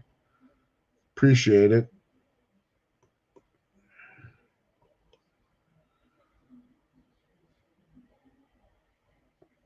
Okay, then, everybody. I guess I'm going to call it a night. I will say goodnight until tomorrow, and I will see you at the auction. Also, remember, I always forget, on Saturday, I will have, when you use the word invest, Pete, okay, here's the thing. When you use the word invest, like straight up, every piece of evidence you can probably find is going to point to older books having a greater value than a modern book. And honestly, I probably had one of the, I had a 9.9 Walking Dead 1, which is probably one of the most valuable modern books you could have. And I didn't want to hang on to it. I mean, I just knew in terms of the value of the book, it wasn't what I could get for that book versus what I paid for it. It was like a no-brainer. I had to sell it. Is that ever gonna happen again? Probably not. So invest in modern. It's hard to say invest in a modern book because most books that you think came out and became valuable very quickly are not the ones that hold their value. The ones that hold their value are the ones that are built up over time because the character, it becomes established and people like the character, and then the character kind of develops its roots and a following.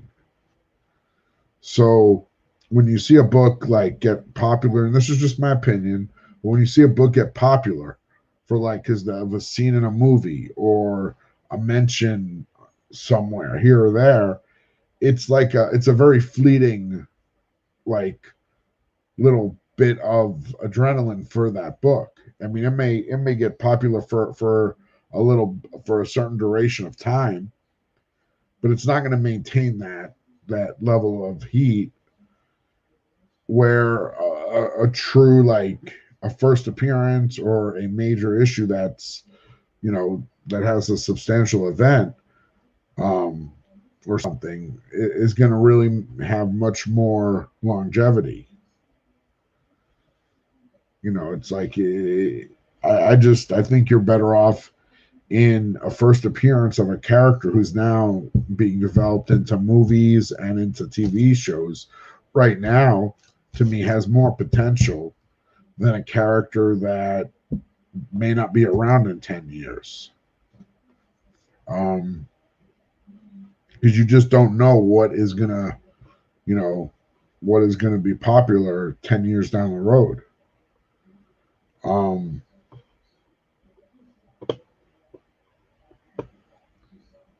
So, you know, that's really the best advice I could give you, in that area. But you know, I also will tell. I mean, look, you can like buy books, and their values do fluctuate. So you can have a positive outcome, or you can have a negative outcome, and then that's really all just hypothetical until you go out and sell the book.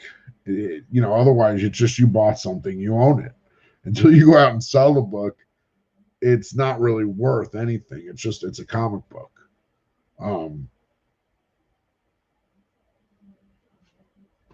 So I mean, it's sustainable because there's a demand for it and there's a certain supply. And like, I don't know that book's going to top out at $100 or $200.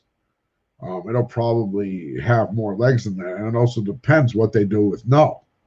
If Null's around and they continue to use him, and he's, you know, a prevalent character in the comics, and if he can transition into film or TV or what have you, or cartoons or games, you know, then he's got more potential.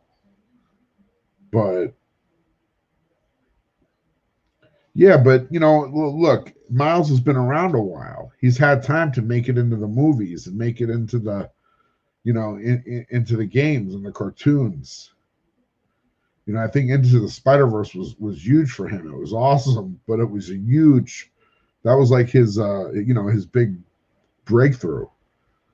Like, you know, he is Spider-Man to a whole generation. So, you know, Miles definitely has certain things going for him that nobody else does, and that's, you know. But I don't know if I'd want to get into, you know, I don't know. I don't know if the price, like, I think the price has definitely come down on Ultimate Fallout 4. I mean, I have a copy I bought for peanuts years ago, and it's not slabbed or anything. I just, you know, I have it. I like them.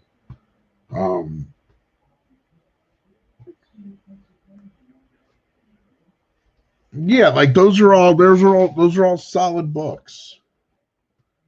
Um, if you can still pick up Moon Knight 1 cheap, I will grab Moon Knights. I'll pretty much grab Moon Knights whenever I see them. She-Hulk 1, that book's been on fire, but I don't know if it's going to go. I don't know how much more room there is in that book. You know, I really liked that book when it was like a 9.8 was like 200, and I wish I would have bought 1 or 2 or 3, and I just didn't. But I was like on that book when it was like 199, 200 for a 9.8, and I like knew it was a good book to get, and I just never got around to getting it. Spider-Girl 1, I would say Spotlight 32 is a better book because that's her first appearance.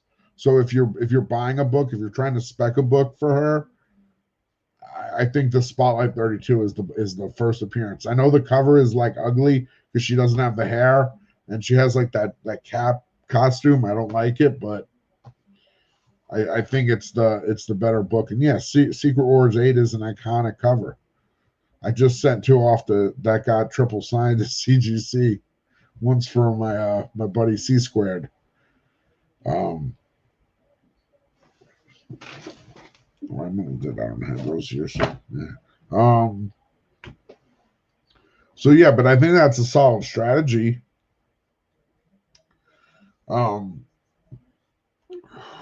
Like I kind of do the same thing, except I pick up different books. Like I have 2 Tomb of Dracula 10s I found, 7.5 and a 5.5. I've got 2 Silver Surfer 1s. It's just I'm doing the same thing. I'm just buying different books. But I pretty much have all those except the She-Hulk 1. But there's always going to be books you don't have. So, what are you going to do? You just can't get them all. Sure. I'll shoot you the link, HGM. I always like talking to you. We always have a good conversation.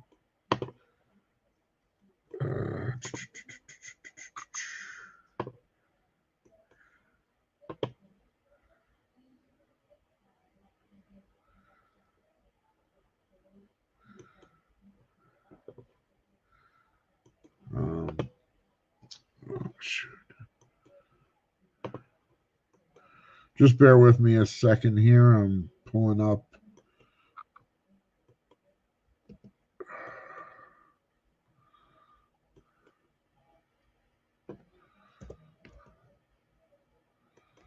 There we go. No, that's not the right one. There we go.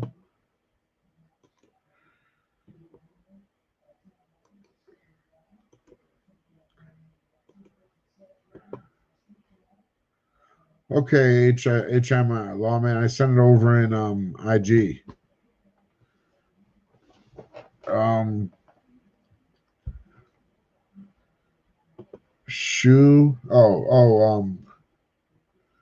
She-Hulk one. Is that the new one that came out? They came out with Immortal She-Hulk one shot, I think is what it was. That was the timeless She-Hulk cover, and it had like a couple other covers.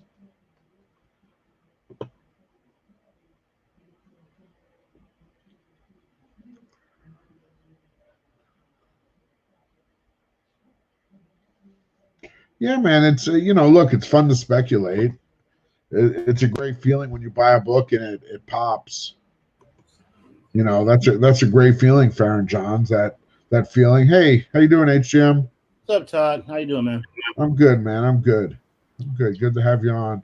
I was just gonna lurk until you started doing the investment discussion with the chat. And I said, well, we always have good investment discussions. Yeah. See, so because it started with the question, if you didn't see, what's the best modern book to invest in? And honestly, I don't think moderns are a thing to invest in. I think they're great to read, and they're great, maybe if you're like want to play the quick flip game, but you're going to end up inevitably you're going to buy more than that hit, unless you are extremely lucky. And if you're that lucky, like do something you can really make some money at. Like I don't know. I guess what do they consider modern? That's the issue. I mean, if you're talking about within the last 30 years of publication, is the modern age. I mean, that's different than last year or two. Yeah, I think modern is the last like 20 years, say, because I mean, there's nothing. The 90s have a handful of good books. Like honestly, I think when you go in the 90s, I mean, you have a couple of first appearances. I think is Deadpool in the late 80s. Is he like 88 or is he 90? Deadpool, I think, is early 90s. It's early 90s. Yeah, New Mutants 90, I think it's like 91. So, 90, 91. So probably Cable and Deadpool are most likely. Yeah, I mean they're right on the cusp. Cable's pretty much run his course for now. I mean, Deadpool's the one that stuck around from the 90s, the biggest one that stuck around from the 90s. I mean, I guess everyone's thinking right now. I'm not worried about so much their how popular they are at this moment, but I feel like once a character has like done up the trifecta, comic books, cartoons, and movies, they've established themselves as a certain staying power. Have staying power. I mean, they've established themselves with the audience as being a likable character. and that can sustain its own sales and drive sales. And that's the main thing with either crossover appearances, introduction into cartoons and things like that. I mean, right now a lot of people think about Kamala Khan might be someone who but what's happening is the publishers are really looking at this next generation of buyers. Right, and they like who are they really into? Right, and you really can't dispute that generation is a different generation than our generation.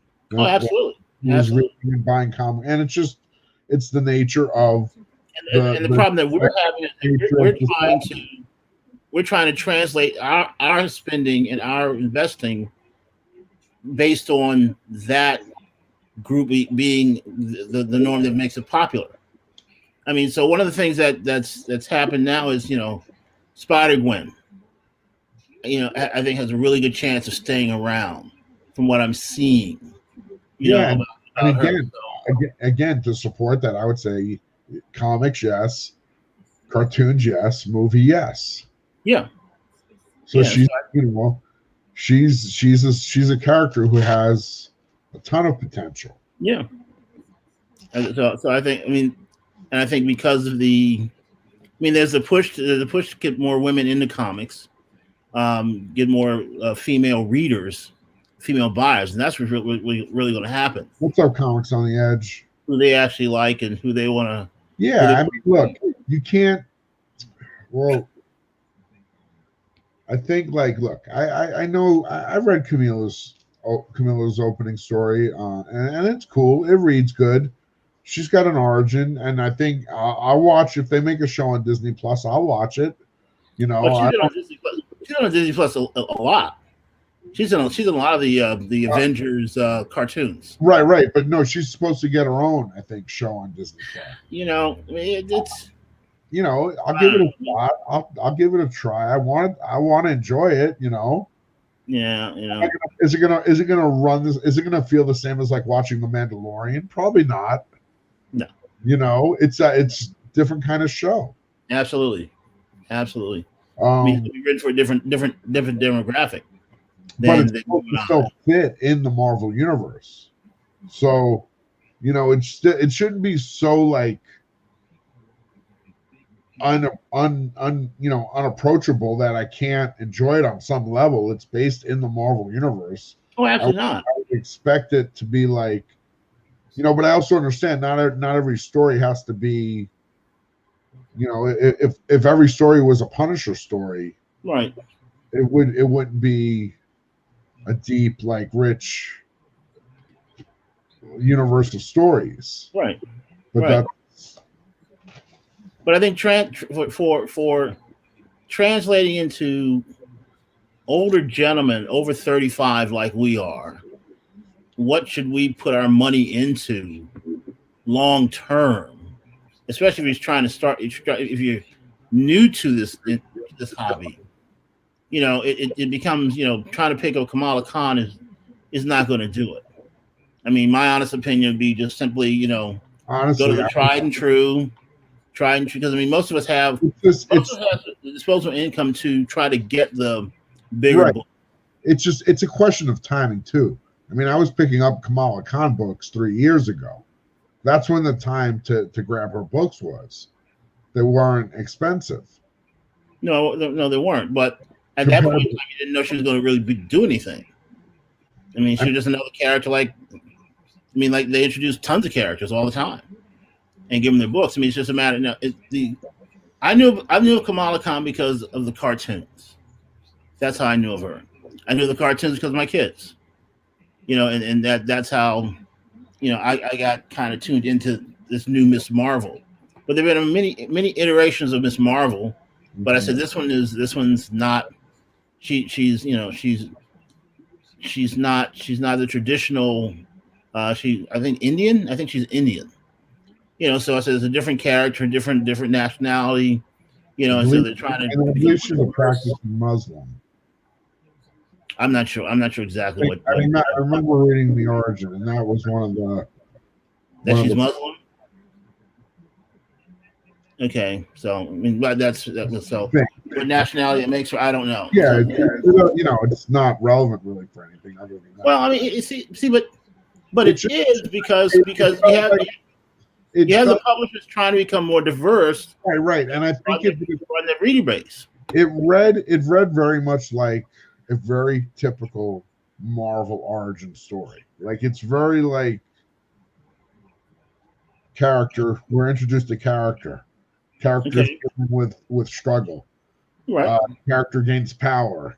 Now you know it just they kind of had that kind of Spider-Man vibe that's what I picked up on. You know, Okay, I think it's cool if like I don't have any problem with new characters. I think it's great that they're creating new characters. It's you know they need new characters for a new generation. they do, and I think that's what's going to be the issue for us to follow along what is selling to the new generation to then determine whether or not the staying power, because they're the ones that are going to drive the sales. I mean, they're shifting. I mean, I think publishers are shifting more away from us as far as being a primary reader base. I mean, with a primary investor base, but as far as being a primary reader base, I mean, not writing a whole bunch of stories just for No, us. and they should honestly. Part of me doesn't think they should.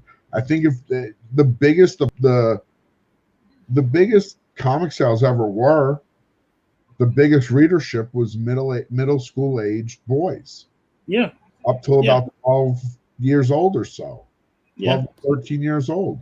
yeah, You know, and if it was and they didn't really consider any look at readers older than that. um yeah.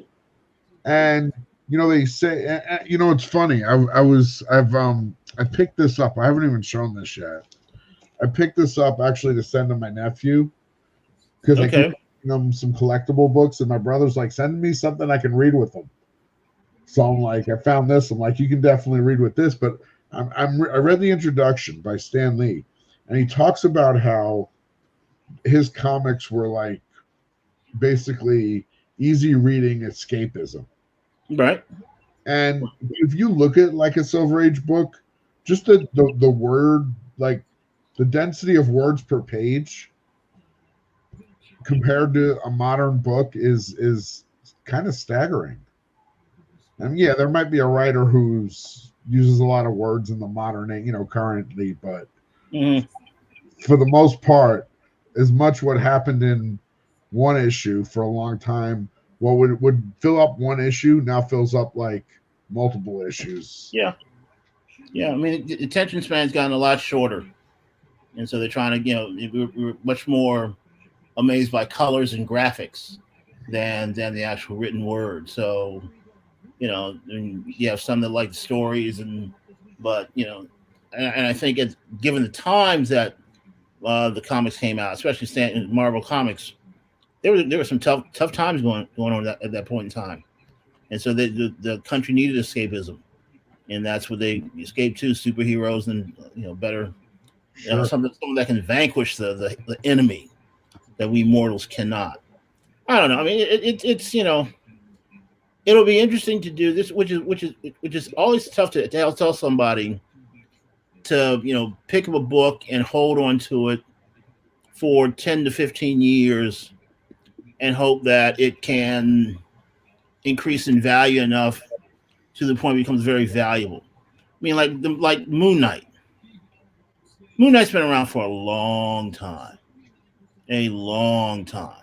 I mean, like I said, I mean, I picked up Night Werewolf by Night 32 back in like '88.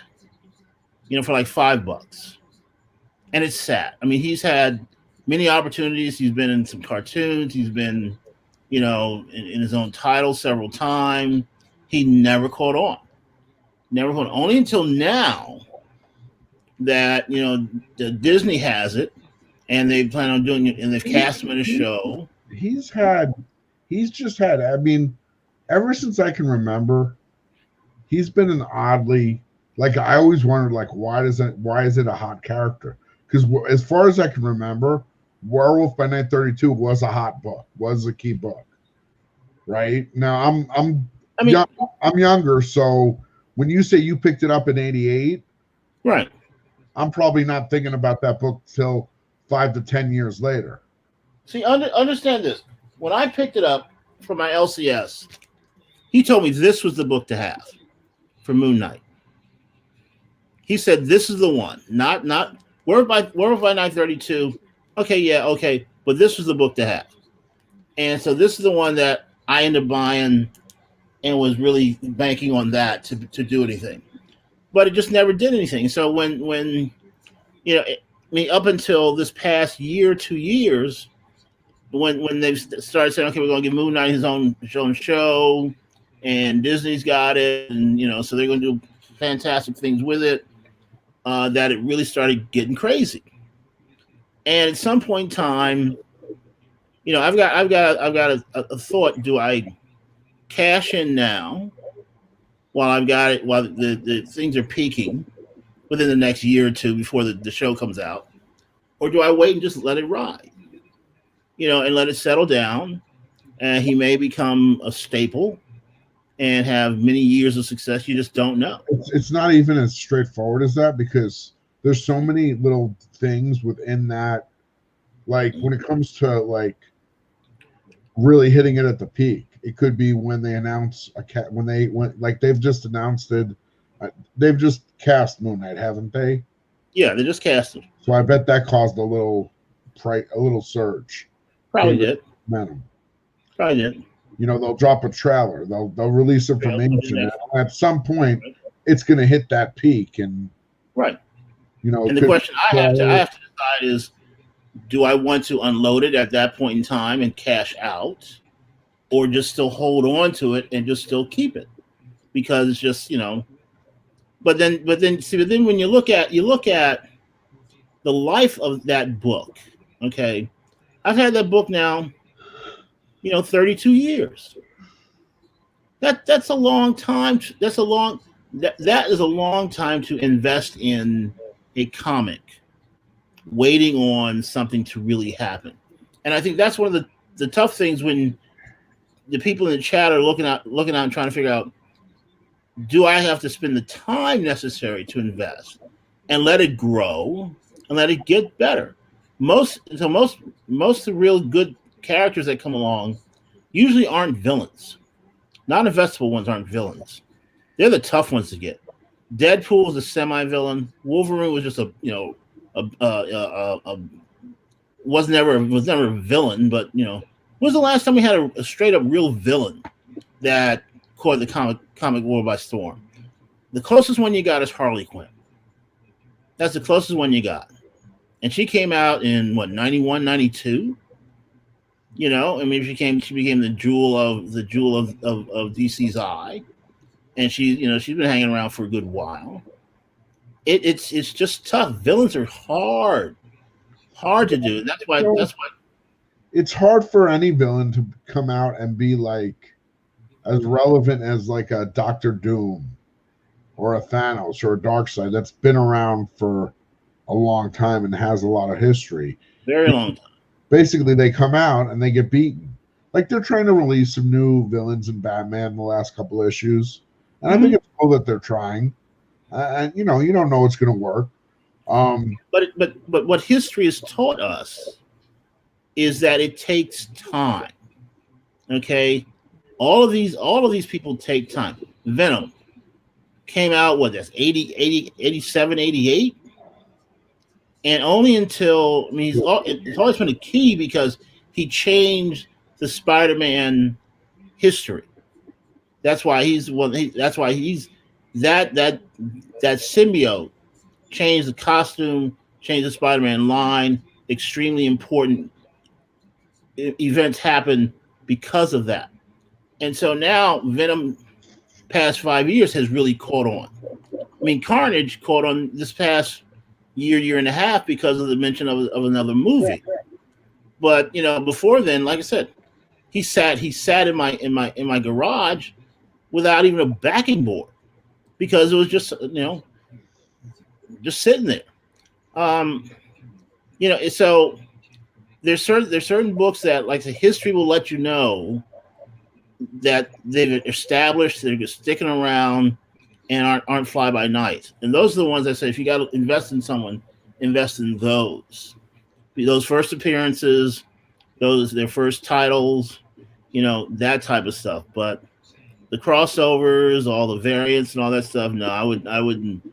They will always go up and then come back down, unless you're into playing a real spec game. Becomes a crazy matter, and I think I'm always much more cautious when it comes to doing that. So yeah, and do you have any? I'm hearing.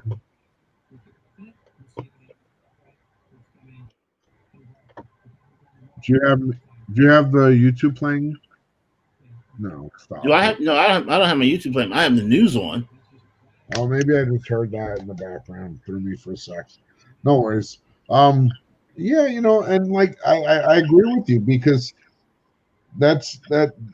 I've always thought that is whatever amount of money you think, whatever you have, whether it's $10, $50, $100, $500, whatever, 10,000, I don't know. Go buy the highest grade, most important first appearance or key issue you can find. Now that has some limitations based on your knowledge of comics and whether you are dealing with somebody you can trust who's going to lead you in the right direction or somebody who's just going to try and take advantage of you. That's all depends. But you've got books that I would call like they're solid. They're blue chip books. They're not going anywhere. Yeah. Characters that have been around for a long time. And I think the Punisher's a great character. His first appearance is a solid book. Was in the Daredevil show. They did a great job with him, and I think he's got potential in the future. I think Marvel's going to use him because they got such a good response to him. We'll have to see. I mean, ASM 129, of course, is a key book to have if you can get it. And so that, and of course, the Punisher first miniseries and his first ongoing series would be the ones to get. But other than that, I wouldn't do anything. Punisher War Zone, War Journal, all that stuff. I mean, those are just they're common. They're $2 issues. Right. But that's what I'm saying. So when you mention, so again, when you mention the character, I mean, my thought is, okay, the true first appearance and their first titles are usually the things that really kind of stand out as far as solid investment. Right. Well, I mean, and that's kind of true for almost like how many characters though, even like Wolverine, you've got his first appearance, his first limited series, his first regular series. Mm-hmm. There's not really anything major after that. No, only other thing you have is X-Men appearances. I think those two X-Men appearances that they mark as kind of relevant. But other than that, yeah, just it's pretty much that's it.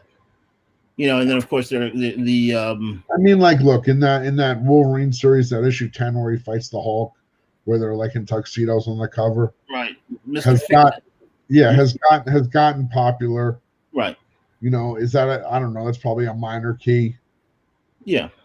And then, or 10 is the first Sabretooth. I think the first Sabretooth Wolverine battle, another minor key. So there's a couple of minor keys in the run. Yeah. But, we're not talking major books. No. Even the first issue of the regular series in a 9/8, what is it, a couple $100? Yeah. It's not gonna come out. I mean, the limited series is much more in demand. And then obviously the first appearance is a huge book. Right. Even low grade. But like look at things like Blade's first appearance. I think that's a solid book. You don't want to buy it at the top. You want to buy it right when it's all depends on what they do with Blade. I mean, because like I said, Blade's had his shot a couple times. I mean, he was really big when Wesley Snipes came out. Yeah, I mean that was really. They tried to do a show, but shows, and they didn't. They weren't successful with any shows at that time, really. And now they're bringing him back again, so we'll see. And I think he's he could be good. I wasn't jumping on his bandwagon just because, like I said, you don't seem to like the edgier characters. You seem to like the more straight up superhero types. Well, see again, but when it comes to investing, it's not about the characters I like. It's about what I think is actually what actually works. I mean, I don't like Deadpool at all, but hell, I got a New Mutants 98 all day long. I mean, because that's who he is. So for me, it's not necessarily just who I like. It's about, okay, what character is going to really do well and make money. I mean, no. I mean, I don't know. I have Venom 3. I have that, and I'll hold it to see what happens to him. I'm not going to do any of the other stuff, but I'll get that. The rest of the Venom, it's almost like the rest of the stuff has to come out to support that first appearance. But if the stuff doesn't come out, nobody's going to care about the first appearance. Yeah, but the thing, like in Venom 9, first appearance of Dylan Brock. I mean, it's a 9-year-old child. What are they going to plan on doing with a 9-year-old child? He's relevant for a minute. Well, isn't he the grown up? Yeah, he's Codex. Codex, the bad guy. Codex, right? And so. But is that from like an alternate dimension or something? Yeah, so I don't know. Like the symbiote dimension. Yeah, so I mean, it all depends on what they do with this Venom run, and then of course after this Venom run is over, there'll be another Venom run. So who knows? I mean, they may decide to bring him into the movie, give him his own. He's supposed to get a one shot, I guess, coming up sometime soon. I mean, basically, the next thing is what what is it called? King in Black. King in Black is the big crossover that's happening. Oh, really? Well, now isn't your crossover dropping this week? Yeah, it comes out this week. I'll have mine sometime this week. Okay. Now is that how many issues is that going to be? I'm not sure. I want to say it's either 6 or 12, something like that. Okay. It'll be interesting to see I don't know if it's ongoing or I'm not even sure, honestly. Okay. Well, I mean, also, one of the guys said in the chat. Oh, I'm trying to remember. Okay. You got Pete.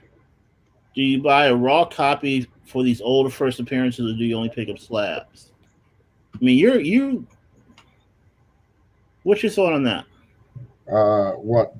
It all depends, man. Because, like, I'm very for me, example, if I'm gonna look at a raw book, if I'm gonna spend like substantial money, like I don't know, more than $50 on a raw book, I'm really gonna take a good look at the book. Right. Because I don't buy a lot of generally I don't buy a lot of 20 to I generally the books that I'm buying, if I'm buying them at a con, like a wall book, they're usually at least $50 to $100 and they go up from there. And as long as I can look at the book and get a good look at it, I'm confident buying it. As far as I'm confident in determining what I'm willing to pay for it. Right. Now, I will say this to those still in the chat. There are a lot of guys who are my age that have their collections that they had for years and years sitting in their basement, attic, garage, and all these big books are raw. ASM 252, 300, all those books are raw books. And they're coming up to trying to get rid of their collections now. So you're going to start seeing in the next 5 to 10 years a good amount of raw key books coming available. And if you want to, and I tell people that this is the time to kind of catch that, because that's my generation who doesn't want to get back into it, who doesn't want to spend the time to slab it, get it graded, and do all that stuff, who just simply wants to sell it, get whatever they can get out of it, and go on their way. So if you get a chance to do that, you'll start seeing some of those decent keys from the 80s and the 70s coming up. And the best way I always say to maximize your comic investing is buying low, which is of course getting a really good raw copy and then grading it. And then, if it comes up a really good grade, then next thing you know, you've got a really good book that way. So slabbing, getting a high price slab, yeah, you get what you pay for, but ASM 300 9.8, especially if it's newsstand, is going to cost you like $2,500 to $3,000 right now. And you might be able to get it from a guy selling it, or someone picks it up and put it on auction, who might be able to give it to you for $100, $150 because it's a raw book. Maybe high, and then you take the risk to get it cleaned and pressed and then submit it and hopefully get a really good grade. But so it's just a matter of if you don't have a ton of money, but you don't have a ton of money to do it, but got the time to do it, you might be able to get a really, really good grade in for a couple $100, as opposed to spending a couple thousand to buy one already high grade. It's just a matter of what you decide you want to do. But yeah, that's the biggest thing for me was I'm sitting there looking at my collection going, do I just sell it straight out and let someone else get it and go, or do I just go through and work on it and want to improve it, make it better, or just leave it sitting like it is? And so I chose the latter.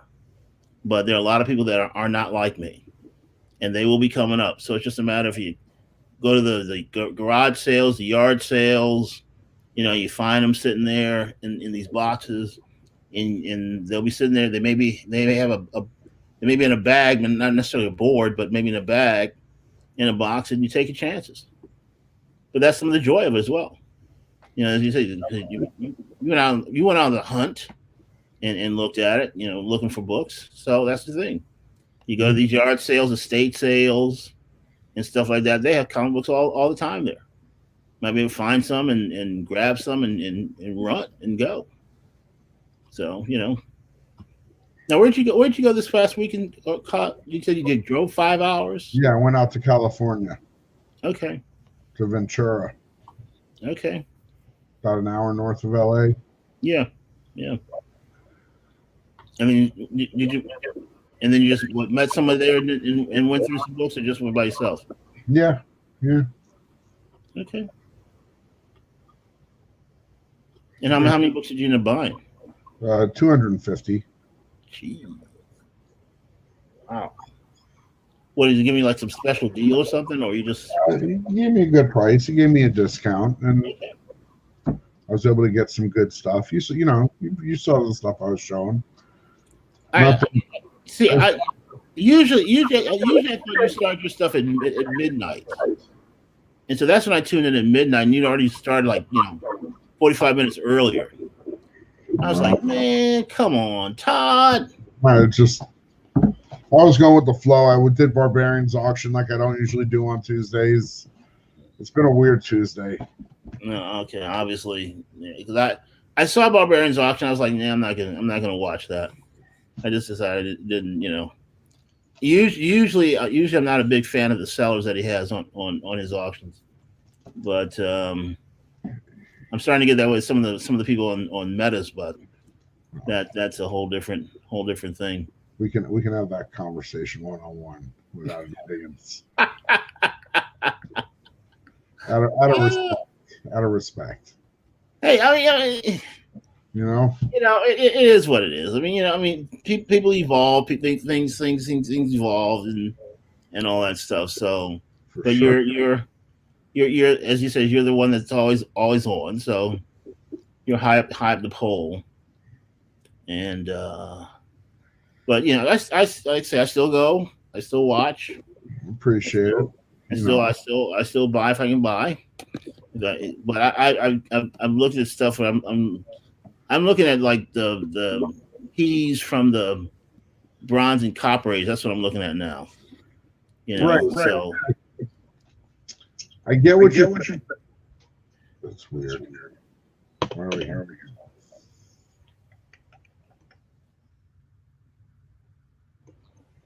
Do I have it open somewhere and I don't realize it?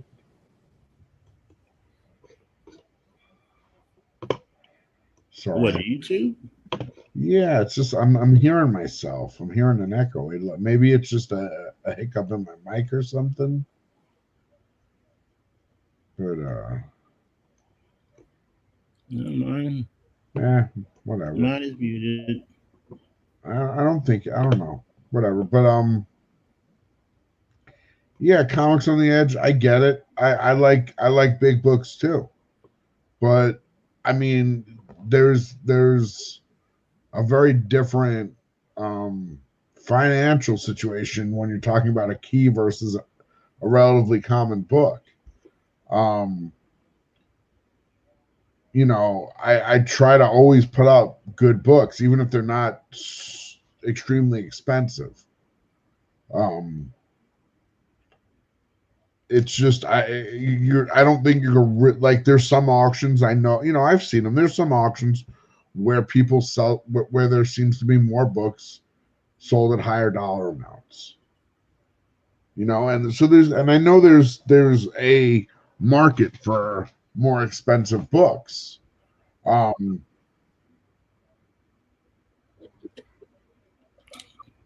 And so, you know, like there's this like I read Splash Page's comment and it kind of distracted me, but he says there's a lot of auctions now. The new people coming over from IG and from Facebook. Facebook, yeah. Yeah, listen, people are gonna come, but like, I'm being very like selective about the books I'm throwing up right now. Mm-hmm. You can clearly see there's a distinct departure from what I was showing previously. I still have some of that, but it's not really what I'm leading with, because I don't want to be like everybody else. Right. When I started doing that, nobody else was doing it. Right. I start doing it, then everybody else follows suit. I gotta change. I can't, you know, and so I see there's a lot of look, there's always gonna be if there's an area of opportunity, there's always gonna be people vying for that opportunity. Sure. So, and that's fine, because ultimately, like, there's going to be people who are better at it and people who are worse at it, and that's like that's just what's going to happen naturally. Some people are going to do comic auctions and be like, forget it, I don't want to deal with this. And some people are going to be like, I love this, I can't get enough of this. It's going to run the whole spectrum, and there's going to be people who have supply chain issues and can't get new books. Yeah. And they're running collection to collection, and they don't have that collection. You know, I look at it like this. I buy and sell books, but that, you know, I buy and sell books, and I have this like surface supply of books I buy and sell, but then that's like backed up by 200 long box or 200 short boxes of books. Yeah. If I went 2 weeks and I couldn't find, and I sold every book I have to sell, I would still be able to find something to sell for that next week or two. Sure. You know, and that next month or two if I had to. Here's one thing, Splash Page. So I've seen new books and auctions going out at $20, and those books are still on the shelf at LCS for cover price. That's what kills me.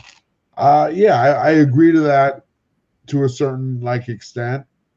If it's a book that's readily available, yeah, that's why a lot of the new books, if I auction them, I start them at cover price. Yeah.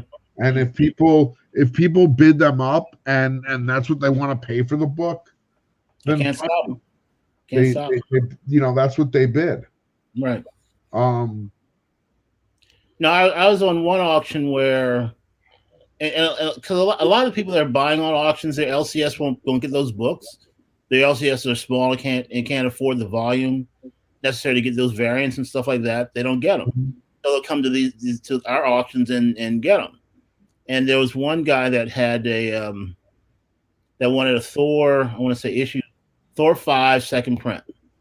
That one. And my LCS had tons of them, and it came up on the auction, and the guy was of the $20. So I hit him on IG and I said, "Look, I got the same book, cover price. I'll send it to you. Just give me cover price for shipping, and that way you're not spending a ton of money on it. I'll do that for you." And he quickly dropped off his bid and then bought it from me. And it was one of those things where he just said, "Well, I'd love to, I just my LCS won't get it." And I said, "So I understand those circumstances. You can't help.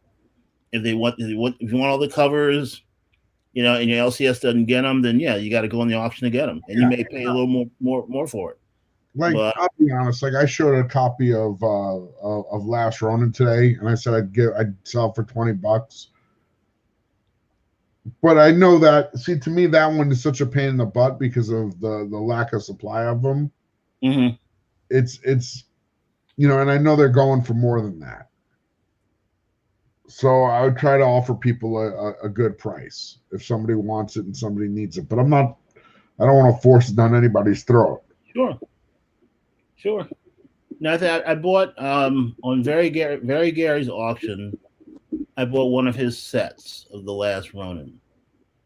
And I said, it's a turtle book, I'll get it. And then because apparently there was like, some damage in shipping or something like that with a bunch of them. So, I'll put it up, see what people are interested in. I'm still trying to figure out what's going on with this free comic book day one. Because I have one of those. Which one? The Last Ronin. This one. The free comic book day one. It's free comic book day. I don't know. I didn't see that one. Papa Willie. Trying to figure out what I'll do with that.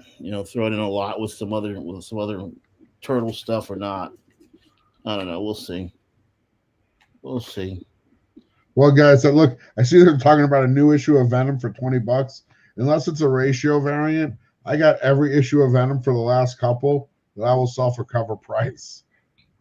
27, 28, 29, 30. I got all those issues. Cover price. You need them. I got them. I haven't even bought any new Venom. Just because I'm just not into the story. So hey man, it's Venom. I'm not worried about having Venom issues, Right. It's just, they'll sell eventually in one avenue through one avenue or another. Yeah. It's Venom.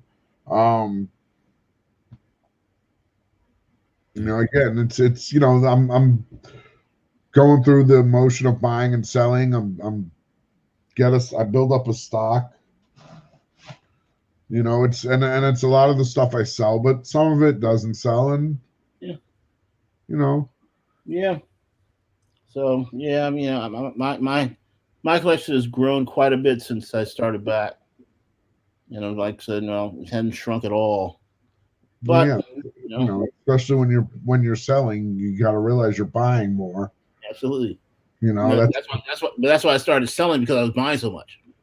That's the whole joy of selling, is that you can buy more. It cuts down on what I buy. So, but that's what I said when I looked at the. That's because I was like, why am I back into this? What am I doing? Because I said I want to improve my collection, and so I looked at all the books that I have slabbed, going, are there any other really big books that I want to end up getting? And I said, nah, not really. So if that's the case, then I don't have to buy as much anymore, and I've cut down my buying quite a bit. So the big three digit purchases I'm not doing anymore. Some smaller ones, one or two, and that's kind of where it is. And I know that frustrates people like, some of the people on your mafia, because they always hit me up saying, yeah, I don't know what you're talking about. Well, Meta's mafia, the mafia, whatever the however you guys call yourself, the mafia folks. His mafia that he calls. Yeah, his mafia. Okay. But they always IG me, going, "Hey, I got some fire coming. I got some fire coming." I'm just going. Honestly, like, okay. I'm kind of tired. You want to wrap this up? That's fine. Hang out. We'll talk for a second, okay? Okay. Hey, everybody, we're gonna call it a night. We just hit 2.5 hours, so it's a nice, even, logical place to stop. Thank you for everybody for hanging out. I really appreciate it. It's always been. We're getting off splash page. Sorry. But thank you for everybody for hanging out. I'll be back on Wednesday on Meta's auction. Thursday, I'll be back on my channel here with my buddy Comics on the Mind. Mind Shift, Comics on the Edge. Comics on the Edge. I almost mixed you up. I saw Comics on the. But yeah, I'll be back here, Teachers Lounge, 9 p.m. Thursday. Friday, back at Meta's auction. Saturday, I'll be on my channel. I hope you'll be joining me, HGM. It's always fun when you're there for Gorilla Todd's comic book Bonanza. Okay. That'll be Saturday, and Sunday, hopefully I can take the day off from YouTube and relax for a minute and get my schoolwork done. There you go. Thanks, everybody. You have a great night. I'll see you all. Yeah, definitely next time, Splash Page. Definitely next time. I loved having you on. It was good talking to you. But you'll definitely get the link next time. Have a good night, everybody. Take care.